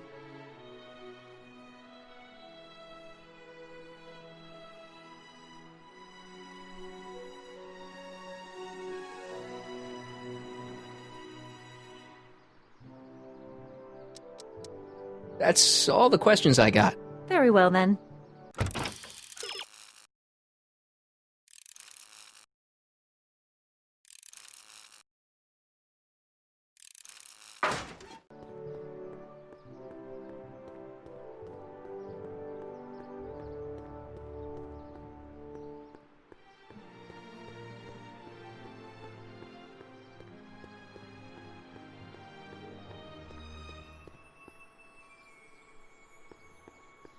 Hey, pal. Oh, geez, this guy again. Funny, I was gonna say the same thing.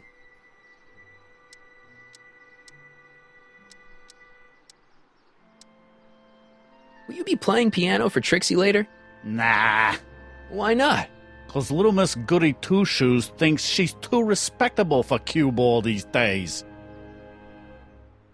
You seem kinda angry about Trixie. Angry? Listen, kid, me and Trixie go way back. I know stuff about her that even Kid doesn't know. Stuff that'd curl your socks. Really? Oh, yeah.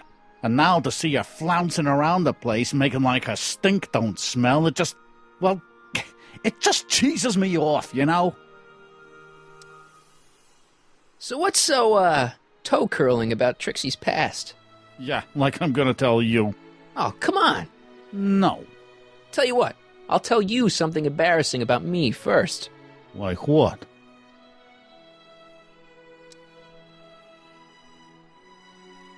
Well, under the influence of alcohol, my mom made a pass at me. Ooh.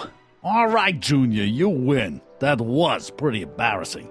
Almost as embarrassing as this. Is that Trixie? Yep. She's not wearing much. No kidding.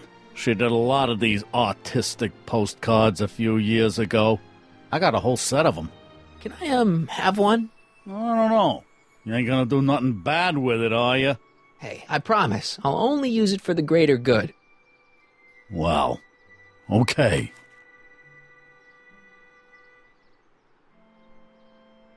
Hang loose, pal. You talk funny, mister.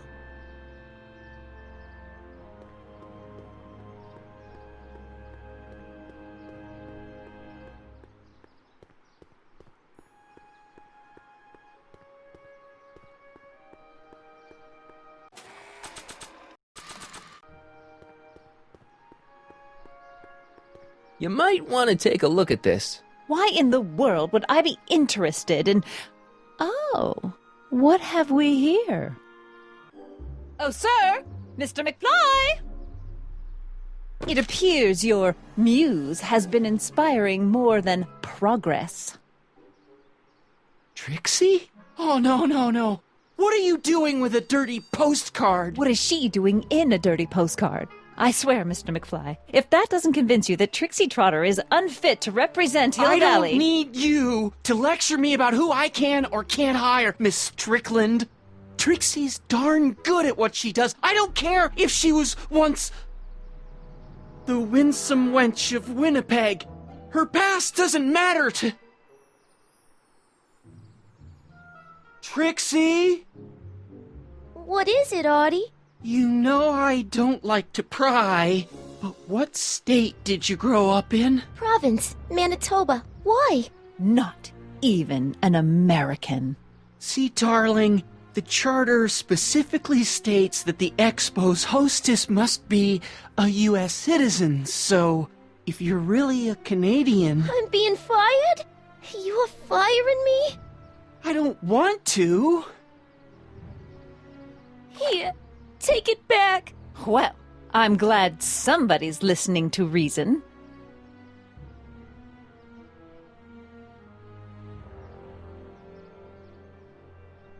Let's talk.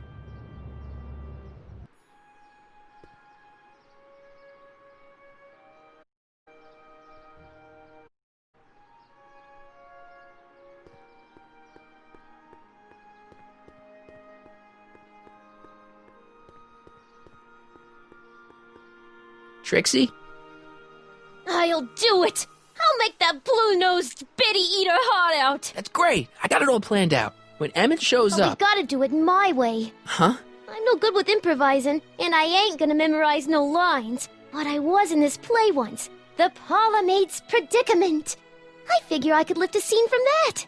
Okay. Only, I need a few props. Why am I not surprised? Some furs, a big diamond. It doesn't have to be real, understand? That makes it easier. And something from this friend of yours, Emmett. Has he got a photo album? I don't know.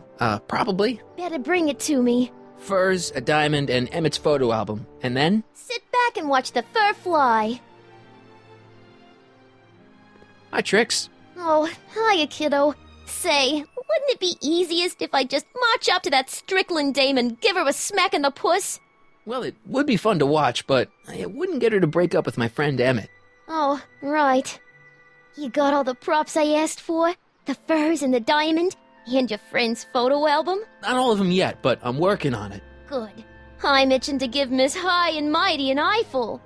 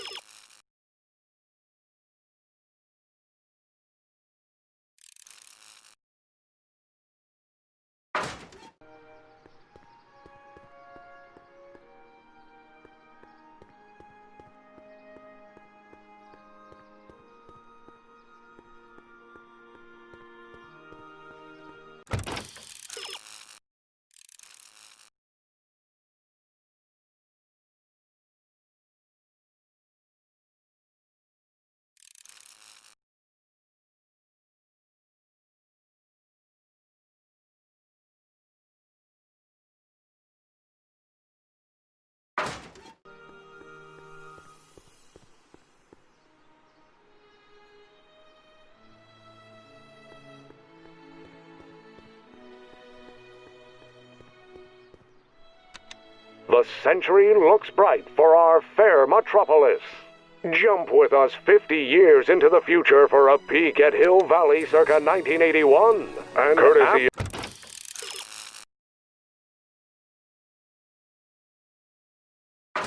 of hardware and the collective imagination of mankind, reassuring all the good people of Hill Valley that their needs are taken care of, and life is pleasant dreams. Hill Valley the same as ever would like to remind you that you can find everything you need to transform your dreams into reality through the rain of work of birds extended miles familiar, reassuring future Hill Valley that their needs are taken care of, to work and play and raise their families.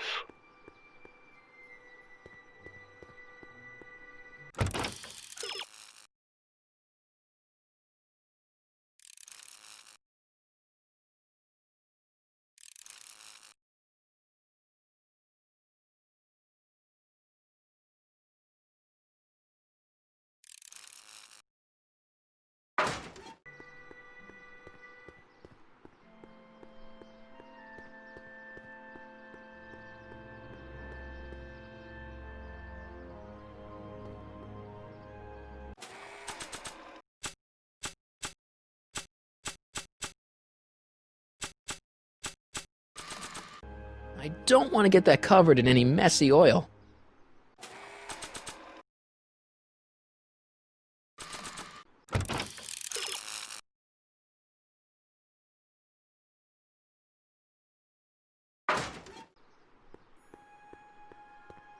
Hi, Trix. Oh, hiya, kiddo.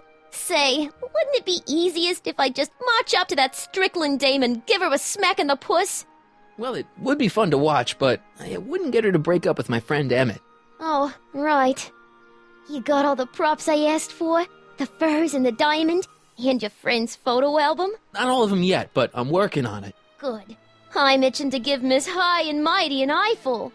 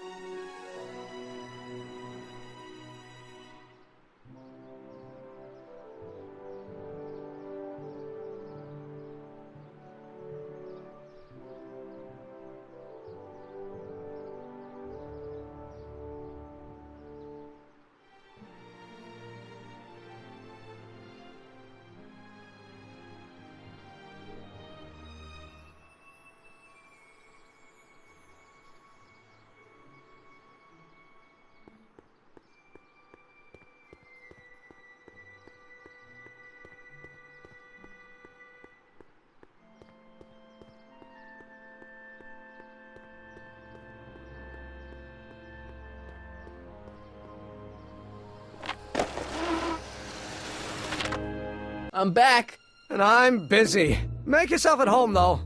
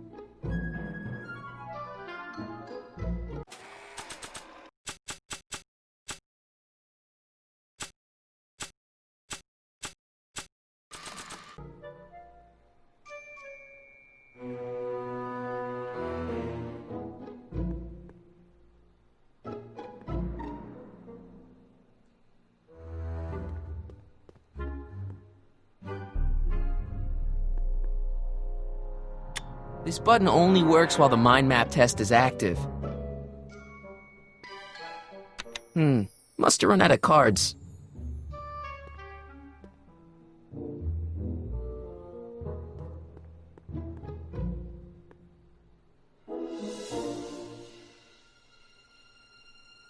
What are you looking at? Your picture. Why? Is something wrong? You look a little constipated. What? Edna said I looked intense. Yeah, intensely focused on taking it. I get the picture. I'll have to find a better one. Unfortunately, there's a lot to choose from. Heavy. Extremely. Mother has been rather obsessive about photographically cataloging my life.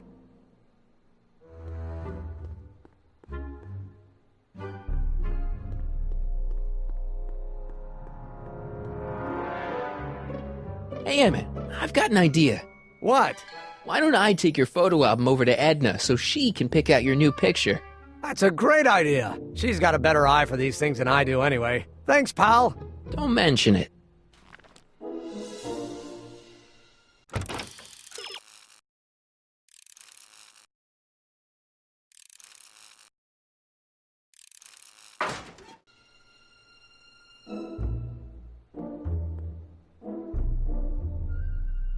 Emmett?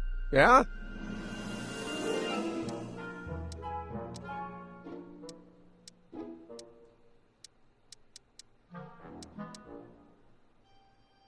What do you say we take a break for a couple of hours and go see a movie? A couple of hours? Actually, it may be more like 70 minutes. I haven't got a couple of hours. I still got all these mind maps to sort, and the MAM's wiring is still giving me fits, and... I get it, you're busy. You can't marry Edna. Why not?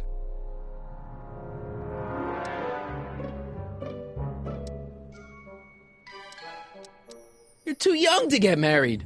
Nonsense. Back in the old country, a man my age already have 2 kids and a farm. Besides, what's the use of waiting when you're in love? There's someone better out there. Trust me. I know you mean well, but look at me. I'm an awkward teenager with poor social skills and a predilection for prattling on about obscure scientific minutiae. Frankly, it's a miracle that one woman has found me desirable. It could be decades before another one comes along. I just don't think Edna will make you happy in the long run. Well, she makes me happy now, and that's what counts. And as for the future, well, the future isn't written yet. You better hope it isn't. Let's just drop it. Fine. How are things between you and your father? I'm kind of surprised he hasn't torn down your lab yet. He's still angry with me and threatening to cut me out of his will, but I'm hoping that the civic potential of my mental alignment meter will win him over. You get back to work. We'll catch up later. Thanks.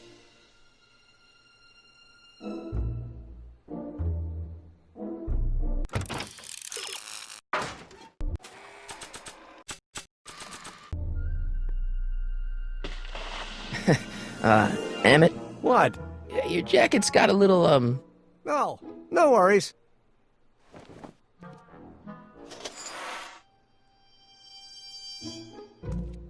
Don't you want to use the portable cleanser? Oh, I'm not going to waste my portable supply until I'm out of the lab. I guess I'll have to wait until you're at the expo then.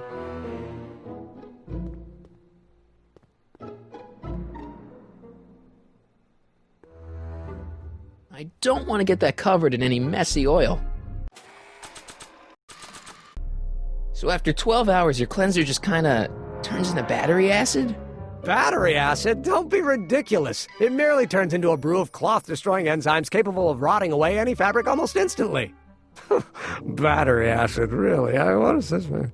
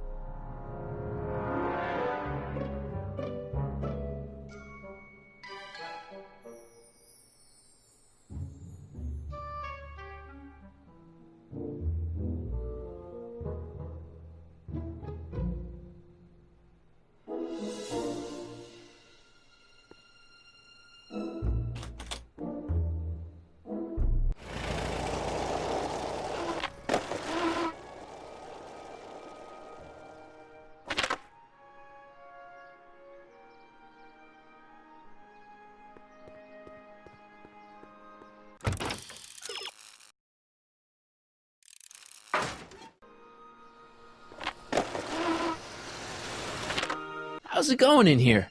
Great. I'm almost ready to go. I Don't Care by Trixie Trotter? Edna doesn't approve of that sort of music, but I find it very soothing. Oh.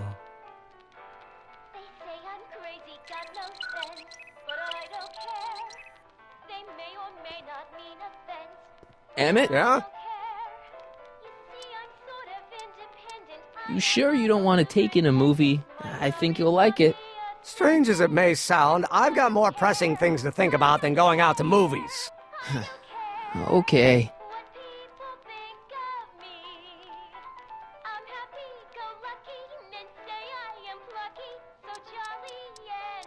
Are you sure Edna's the right woman for you? What do you mean?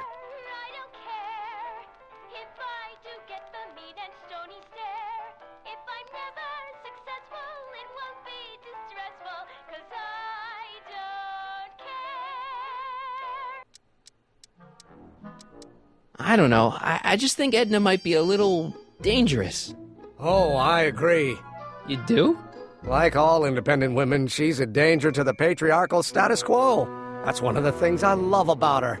She shakes things up. You have no idea. Don't you think she's a little controlling? Controlling? Edna? No. She's just giving me a little much-needed guidance. Before I met her, I was such a flibberty-gibbet, always getting distracted by the slightest stray idea. But now, thanks to Edna, I stay focused on the task in front of me, like a narrow-band stream of stimulated photon emissions. Focused! I don't know. I just think Edna might be a little dangerous. Oh, I agree. You do? Like all independent women, she's a danger to the patriarchal status quo. That's one of the things I love about her. She shakes things up. You have no idea. I just think you should be careful, that's all.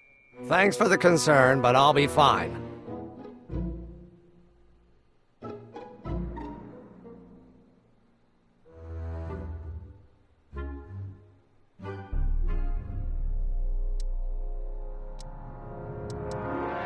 You get back to work. We'll catch up later. Thanks.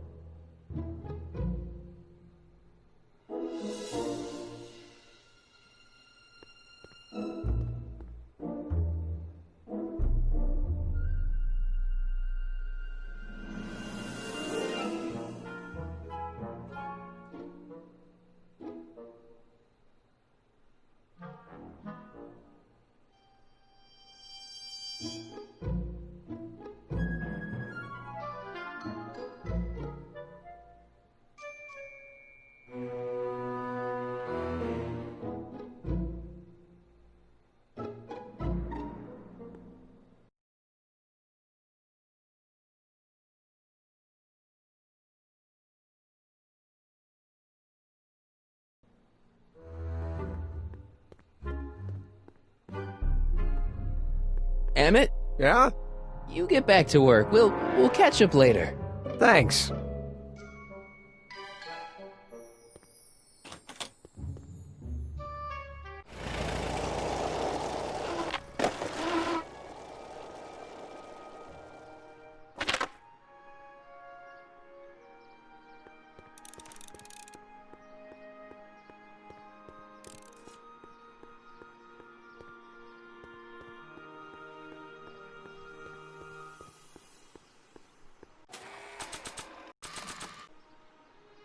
I probably shouldn't show Emmett's baby pictures around to complete strangers.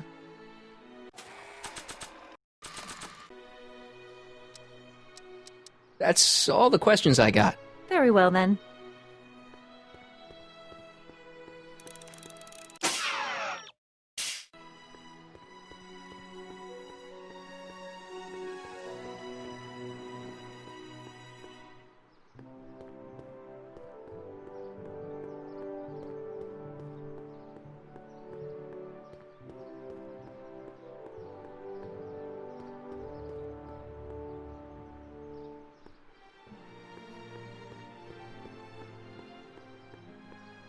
Let's slip out of those furs, shall we?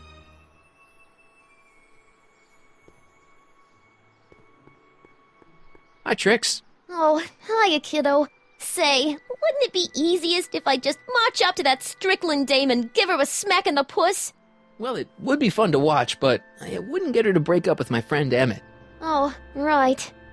You got all the props I asked for? The furs and the diamond? And your friend's photo album? Not all of them yet, but I'm working on it. Good. I'm itching to give Miss High and Mighty an eyeful.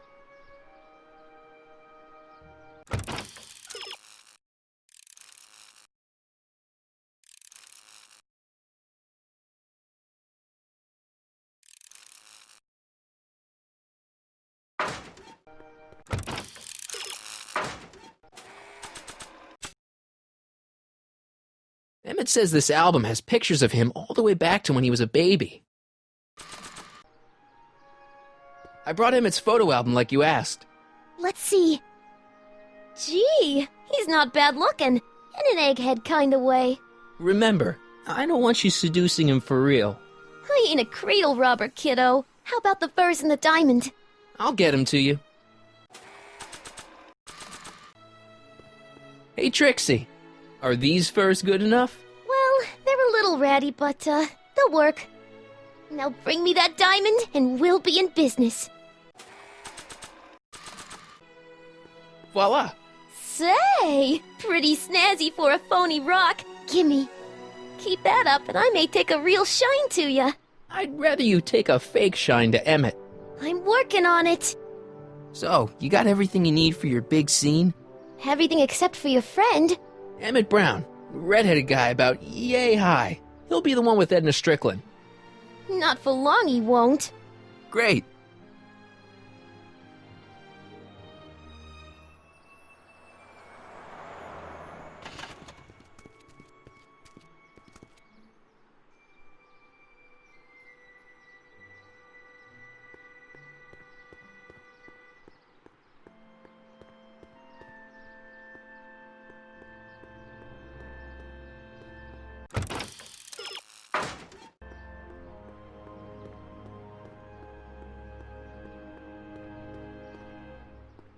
Hey, Emmett, what's keeping you? Oh, hello, Michael. I guess I've got a mild case of stage fright. I'm about to play my big scene, you know? No telling how Edna's gonna react. Wish me luck! Oh, for Pete's sake.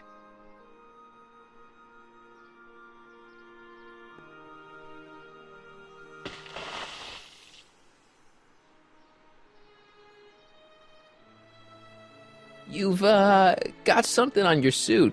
Oh, so I have.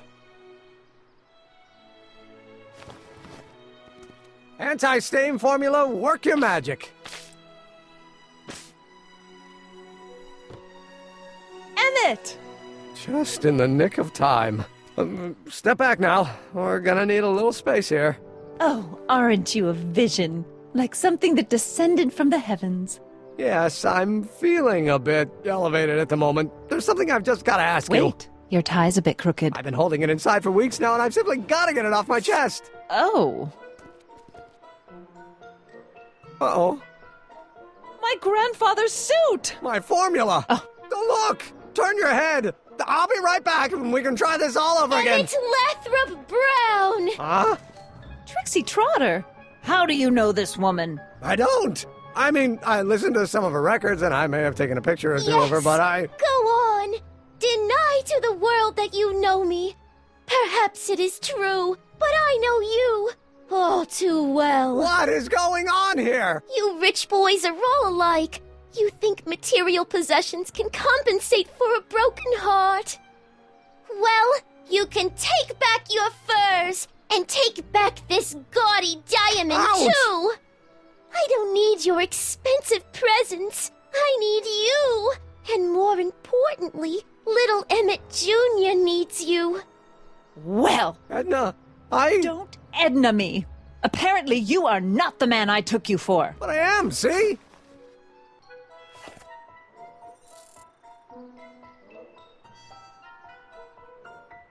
The mental alignment meter proves it. I am the man you fell in love with. Let me see that card.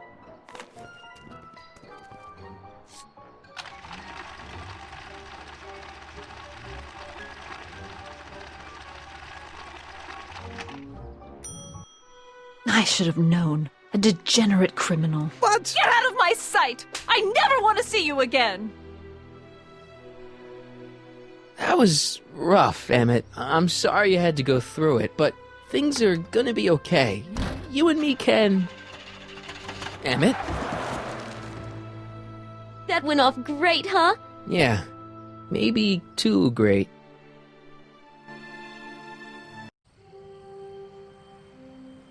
Emmett!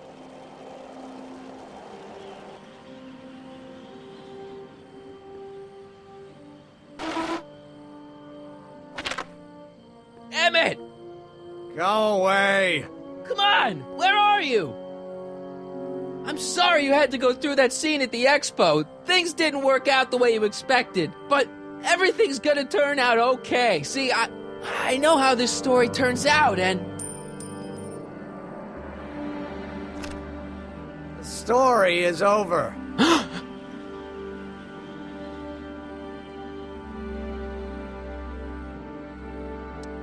Okay, Emmett, hold still. I know your emotions are running a little wild, but don't do anything crazy. Emotions? What emotions? My emotions are dead.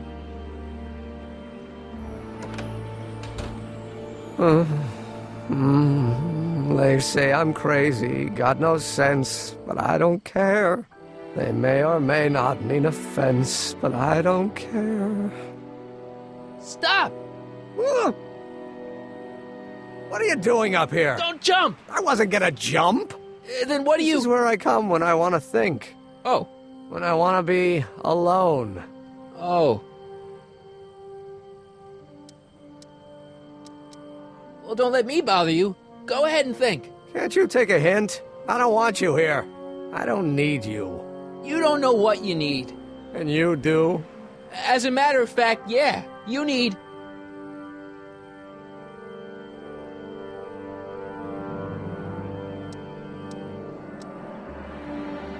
Get your mind off your problems. Go see a movie. I hear Frankenstein's pretty good. Frankenstein. I tell you that my very life force is drained away, and you want to talk about Hollywood monster movies. It's a very inspirational monster movie.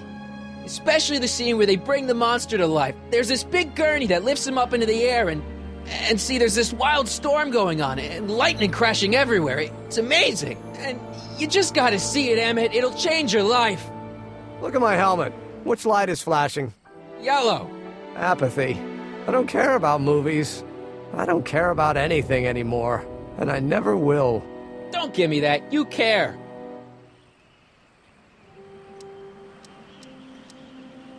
You still care about inventing things. Inventing is overrated. 99% hype, 10% fraud. Name one invention that ever did anybody any good. How about...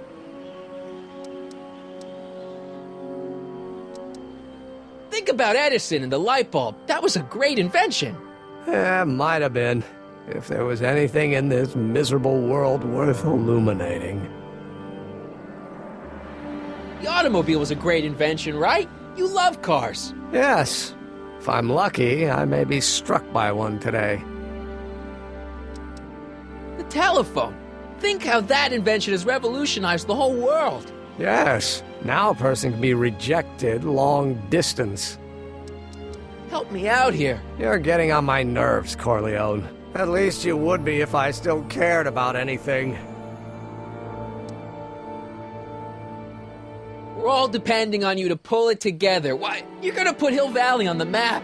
Oh, please. My greatest fear is that I'll end up frittering my life away in this miserable town. Me! Care about me, Doc. You? Yeah. You did this to me. Did what? I was perfectly content drudging away in my dad's law office. You show up out of nowhere, get me all excited about inventing, and disappear. 2 months later, you show up again, you trick me into making a hero out of myself and getting involved with Edna Strickland. Then you appear a third time and pretend to be my friend just so you can yank the rug out from under me and send me sprawling into the dirt. Okay, I can work with that. I loathe you, Michael Corleone. Or is that even your real name? Sure it is. Of course it is. Well, it's a dumb name. And I guess I'm dumb for getting all worked up over somebody with such a dumb name.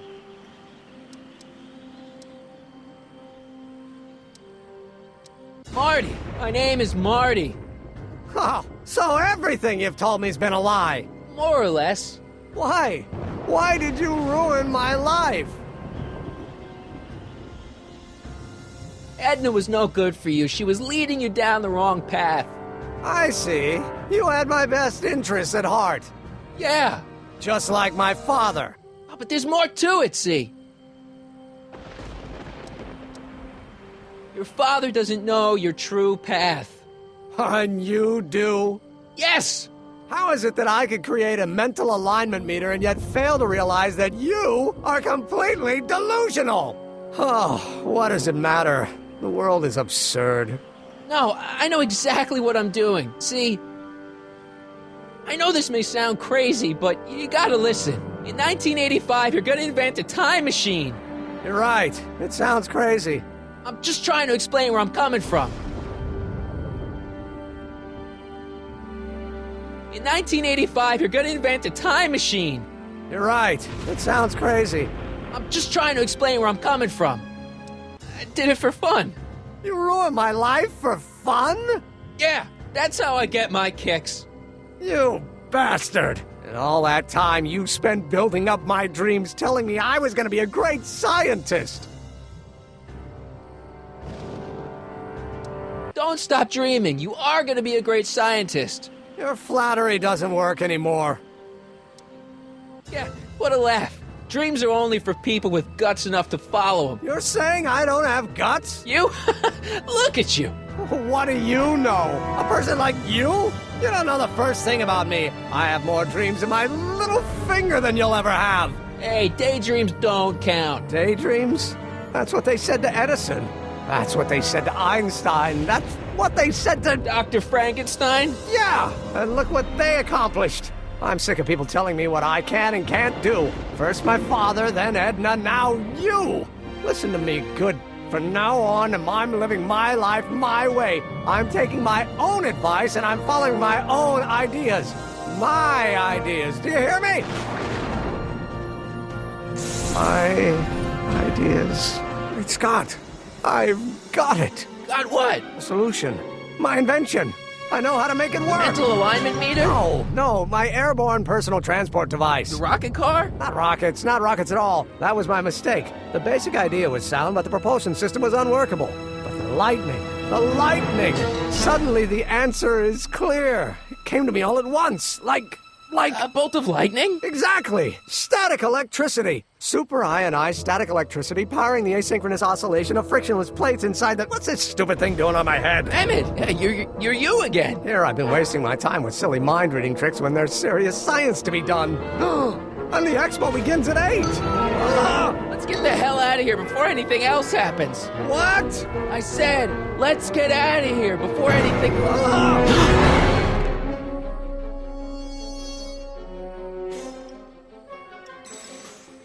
It's not going anywhere.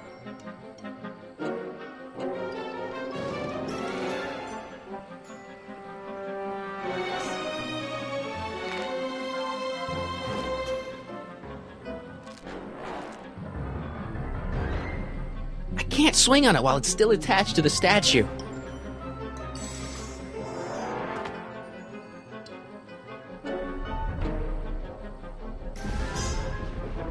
Hey, Emmett! What? I guess he can't hear me from down here. I can't undo the knot. Emmett's helmet. I don't think he needs it now.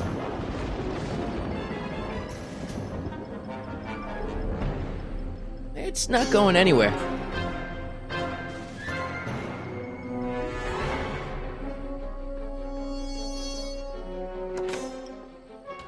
Hold on! I wasn't planning on doing anything else.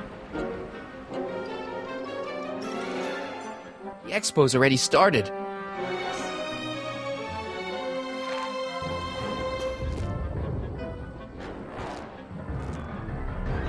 I can't swing on it while it's still attached to the statue. I can't swing on it while it's still attached to the statue.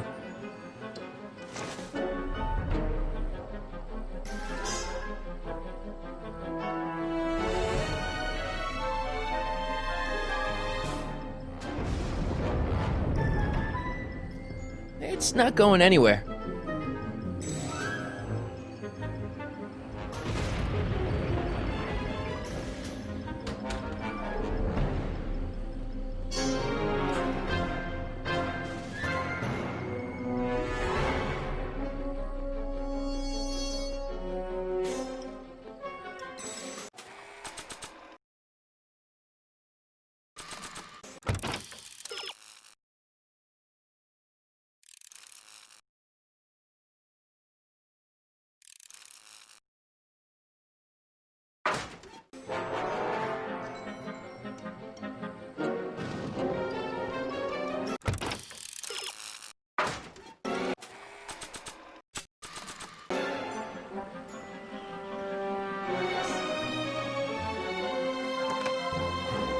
Hang in there! I don't have a choice!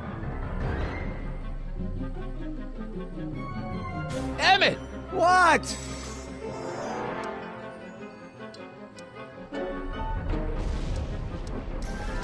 Got anything useful on you? Only my wallet. Oh, and this portable anti-stick, anti-stain formula. Oops! Hang in there! Very funny!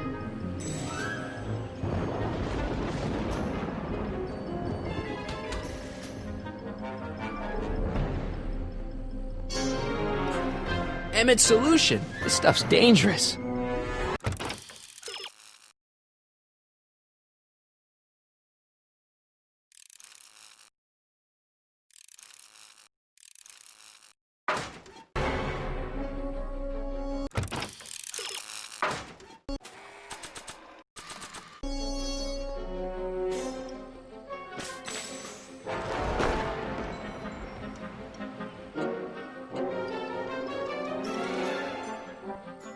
That doesn't need to be sprayed by fabric-destroying enzymes.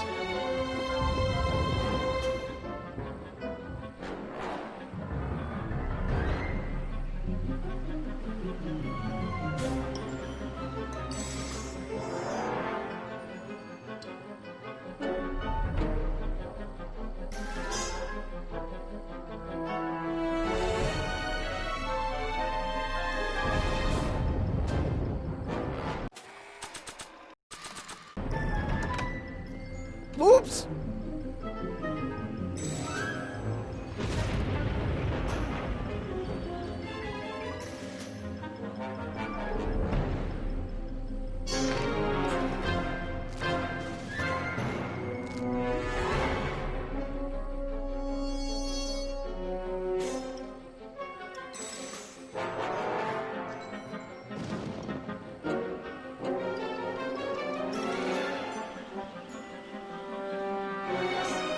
It's not going anywhere.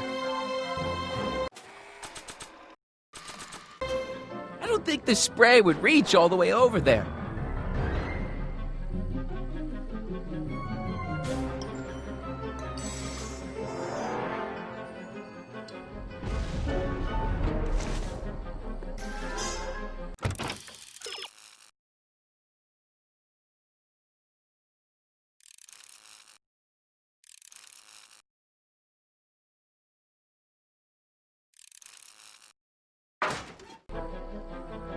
It's too far away.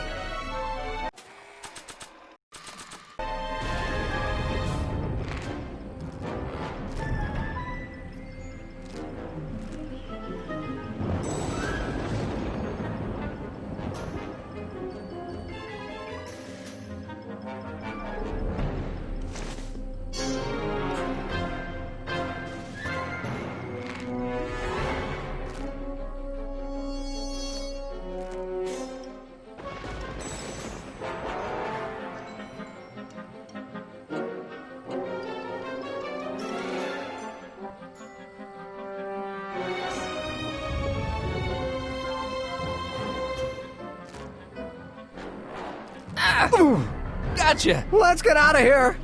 Your pants! They're stuck! Do something before we're crushed!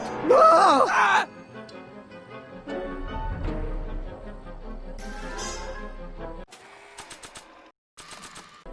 What are you doing? Trust me!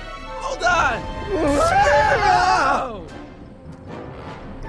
What did you say your name was again? Marty! Marty? Thanks! Don't mention it. Tungsten.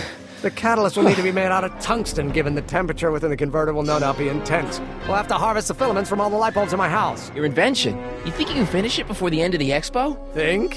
I've got to. My future depends on it. Then let's go. Of course, the oscillating plates will need to be calibrated precisely. Even the slightest misalignment could cause the magnetic field to fluctuate in intensity, leading to sudden shifts in polarity. The results could conceivably be catastrophic. Who cares? My thought exactly. Science should be messy and unpredictable, or else where's the fun of it?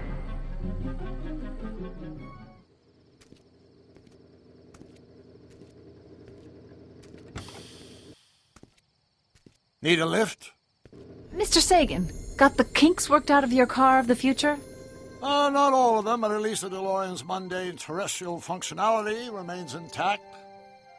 As usual, I have not the slightest idea what you're talking about. In fact, you remind me of someone I used to... There, my dear, don't worry. I'm sure we'll all turn out well in the end. Maybe for everyone else, but I suddenly feel very much like someone who's going to be alone and unloved for a very long time. Maybe I should get a cat. Nonsense. I can state with nearly 100% certainty that you're going to have a long and fulfilling life. How can you know that? I think you'll find I know almost everything worth knowing about you and young Emmett. And his friends. Tell me, how much do you know about Michael Corleone?